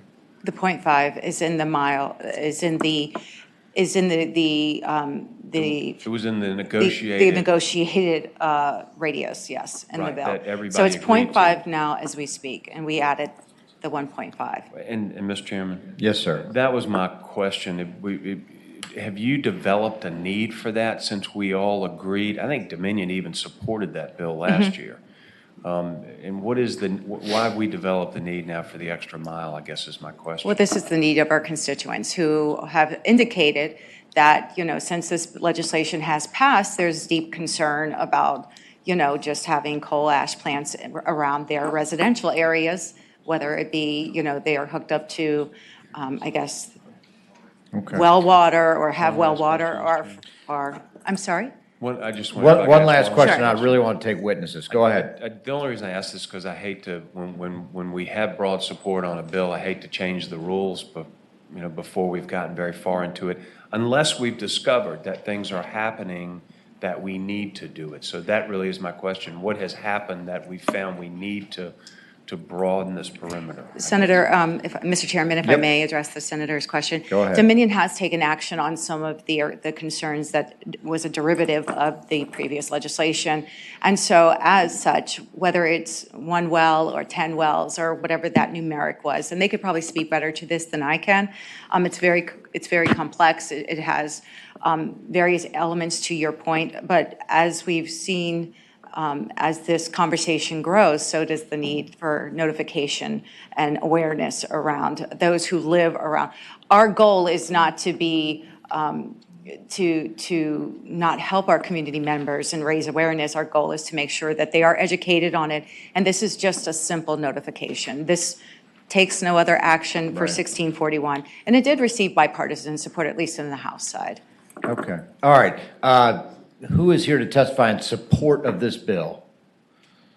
Yes, sir. Mr. Murray. Mr. Chairman, Bill Murray with Dominion. We Okay. do support the bill for the reasons Delegate has explained. Just to address a couple of questions on the 3 miles versus 1.5 versus half a mile. What last year's bill did with a half a mile is the bill just said if municipal water is available, hook people up to the water. In other words, just make that an offer. Right. Not everybody would accept that offer. Some people are not interested in paying a water bill, but and in that case, there's provision for testing. But just categorically within half a mile, no assignment of fault or not fault, just offer to hook people up to water. And that was something we're open to doing. This is a notification. There's a companion bill that involves testing, and you'll see an amendment that if the testing finds something, then we would make that same offer. That you could do some corrective action. Well, from our perspective, if there's municipal water available, our view is that that's a better solution, and that's an option we'd like to have. On going out further, the further out you go, the more you have other sources. One of the plants, for example, is in a heavily industrial area. And absolutely, we've been running coal plants at these sites, but there's other, coal plants are often located in places with other industrial uses. Right. The further out you get, and there are constituents of coal ash that are either naturally occurring or constituents of other industrial processes, the further out you go, the harder it is to show causation. Okay. But we are comfortable with this measure. We think it's in the spirit of being a good neighbor, we think that we appreciate the delegate working with folks. Okay. Anyone else would like to testify on House Bill 1641, which is the notification bill? Ron, you coming forward? Come on forward. Morning, Mr. Chairman. Ron Jefferson with Appalachian Power. We just, we do want to express some concern with being required to contact these folks that are around our coal-fired facilities. Clinch River is very, very close to that community. They've been involved in that community for many, many, many years. So everyone in that community knows exactly where they're located. Our concern here is that with us sending out these letters, then it's a presumption that we've got some kind of issue going on at our facility, and therefore, I just express our concerns with that piece of it. Thank you. Okay. Anyone else with an opinion on the bill? I see a couple people back there. Yes, sir. Mr. Chairman, Pat Calver, Virginia Conservation Network. We appreciate the delegate bringing this bill, supportive of clean water for communities, and certainly support the bill. Okay. All right. Delegate, you get the last word. Well, we do have some floor amendments. Oh, I thought we'd already adopted. You did the substitute. Okay, we did the Right. substitute. I'm sorry. Mr. Chair, I Yeah. received a couple amendments just a few minutes ago, and I believe I understand how they relate to the substitute. So if you'd like, I can describe those. Why don't you just read them out? Yep. So there are two. The first one would be to add in line 17 after the word located, the phrase "in the Chesapeake Bay watershed." Excuse me. The next one would be on lines 19 and 20 to remove the Clinch River plant in Russell County and the Glen Lynn plant in Giles County, to remove those from the bill so that it just ends with "and Possum Point Power Station, Prince William County." Yeah, it would address his Okay. issue. And I have one recommendation, that if we're adding in the Chesapeake Bay watershed in line 17, that we then remove the phrase "in the Commonwealth" on line 22. Each utility, all right.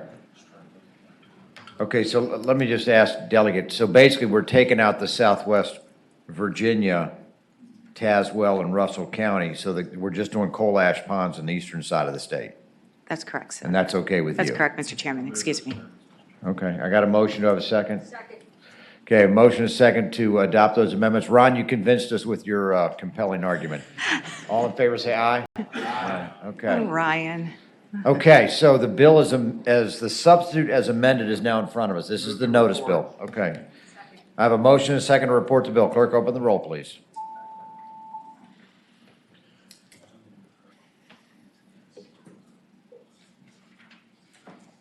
I don't know why you voted. Yeas 10, nays 4.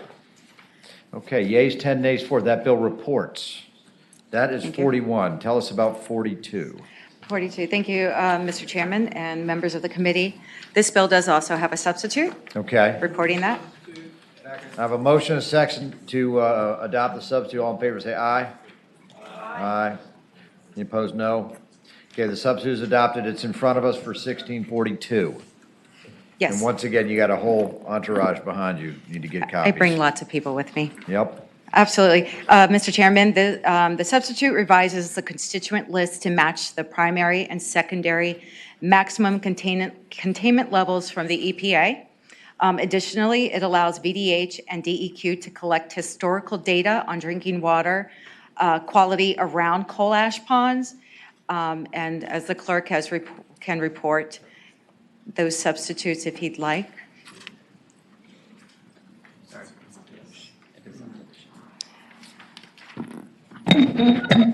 My apologies, Mr. Chair. So looking at this, it's similar things that we're doing on line 17 then, or I'm sorry, this time it would be line 18, after located, adding "in the Chesapeake Bay watershed."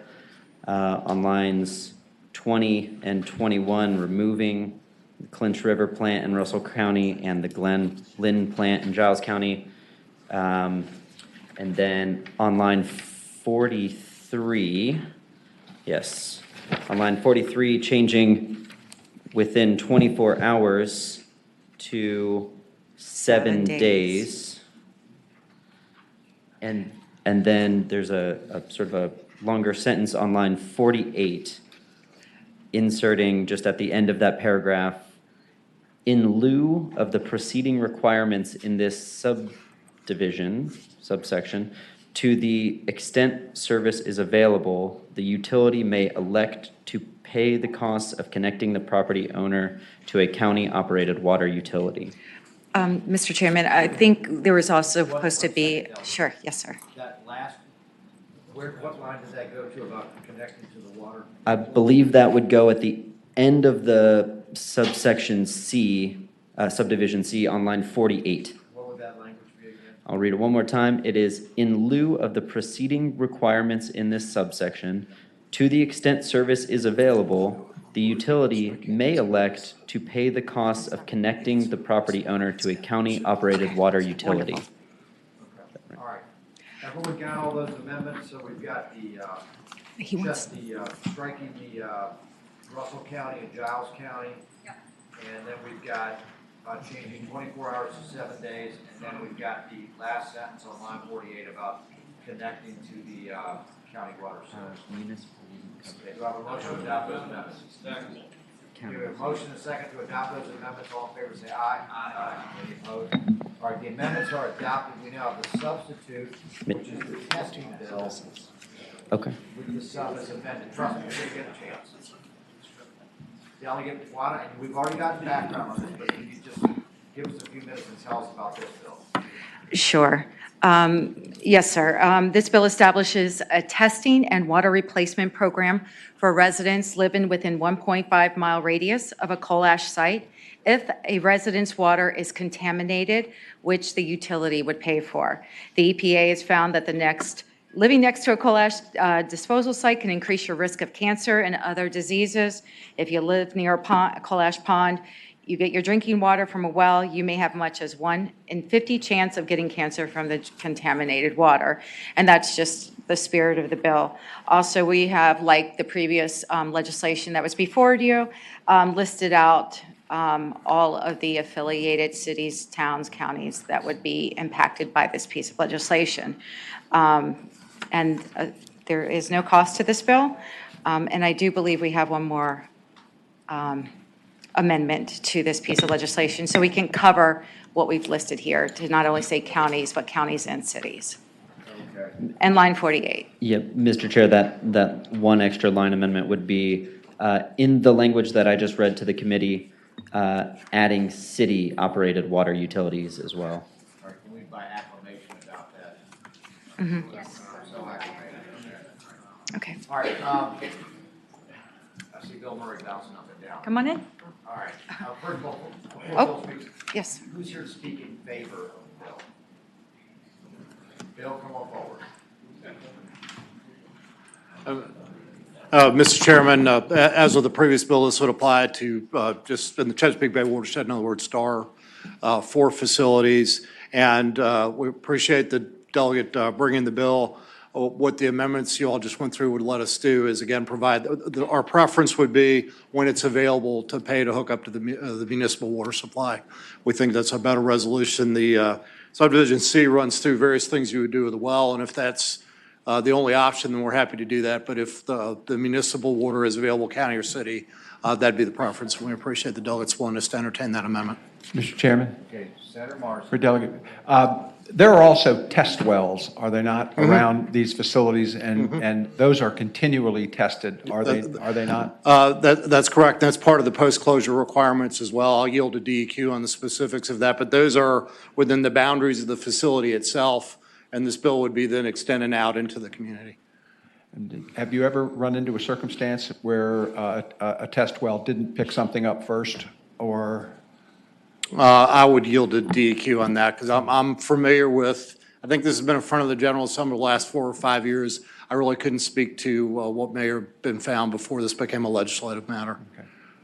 But that would be, I'll refer to something you said earlier. Well, I think that would be generally true. I think you said earlier something about water goes where water's going to go. So I've learned a certain humility in trying to characterize water, but I will yield to DEQ on what they've found in the past. All right, anyone else, want to speak on this bill? All right, Delegate, Senator Suderline. Thank you, Mr. Chairman. I'm just trying to understand the portion on lines 47, 48, where it says all costs associated with such provision of alternate supplies of water or treatment shall be borne by the utility. What does that mean? It says that the utility is going to pay for it. Most of the other times, the utility pays for it. Bill, if you could come back up, where'd you go? There you are. I guess one question I'm getting from the dais is who's going to pay for this? Right. Senator, this would be an environmental cost like any other environmental compliance cost. In regard to your earlier question, these are operating expenses. There's no return on this. It's a dollar-for-dollar recovery. So no return on equity? There's no return because it's an operating item. It's not a capital item. The utility would pay, but it's recoverable as an expense they don't get a return on like fuel equity. is. It's or a tax for that matter. Okay, all right, well, that's helpful. Imagine that. Okay. This sounds like a good idea. It does. Does someone even have any reason it's not a good idea? No. Mr. Chairman, Yeah, are you ready for a motion? I am ready for a motion. Okay. I move to report the substitute as amended. Okay, I've got a motion and a second to report the bill. Clerk, open the roll.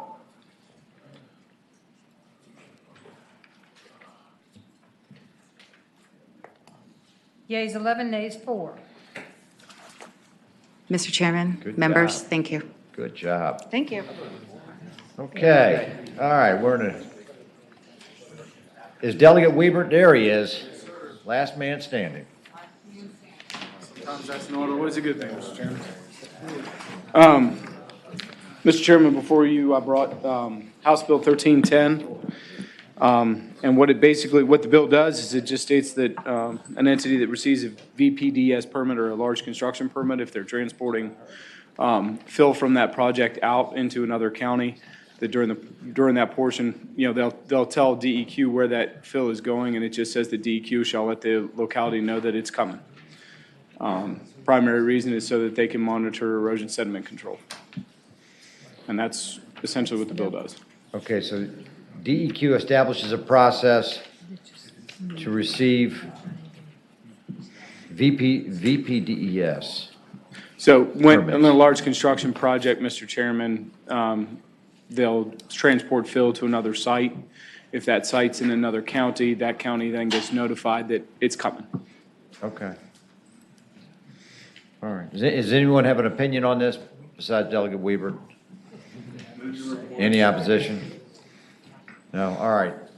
All right. Okay, committee operates by motion. Okay.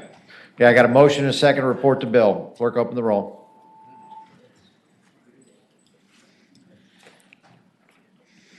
Yeas 15, nays 0. 15-0, you're on your way. Thank you, Mr. Chairman. Okay, that is all the bills I have. I'm going to make a public service announcement. First of all, thank you, everyone, that I've enjoyed serving with you. I did want to put one thing on your calendar. After the session, I want to set up a joint meeting with the House Ag Committee, and it's my plan to do that at Sweetbriar College, which has an ag program, and I've talked to the president. We will plan to schedule that next fall, actually this fall of 2020. But we will be in touch with you on those dates. I know we've done this before. Senator Stewart did something similar, but I think it'll be useful because there's a lot of issues that we kind of kick down the road a bit, and we can take them up. So thank you again for letting me be your chair. God bless.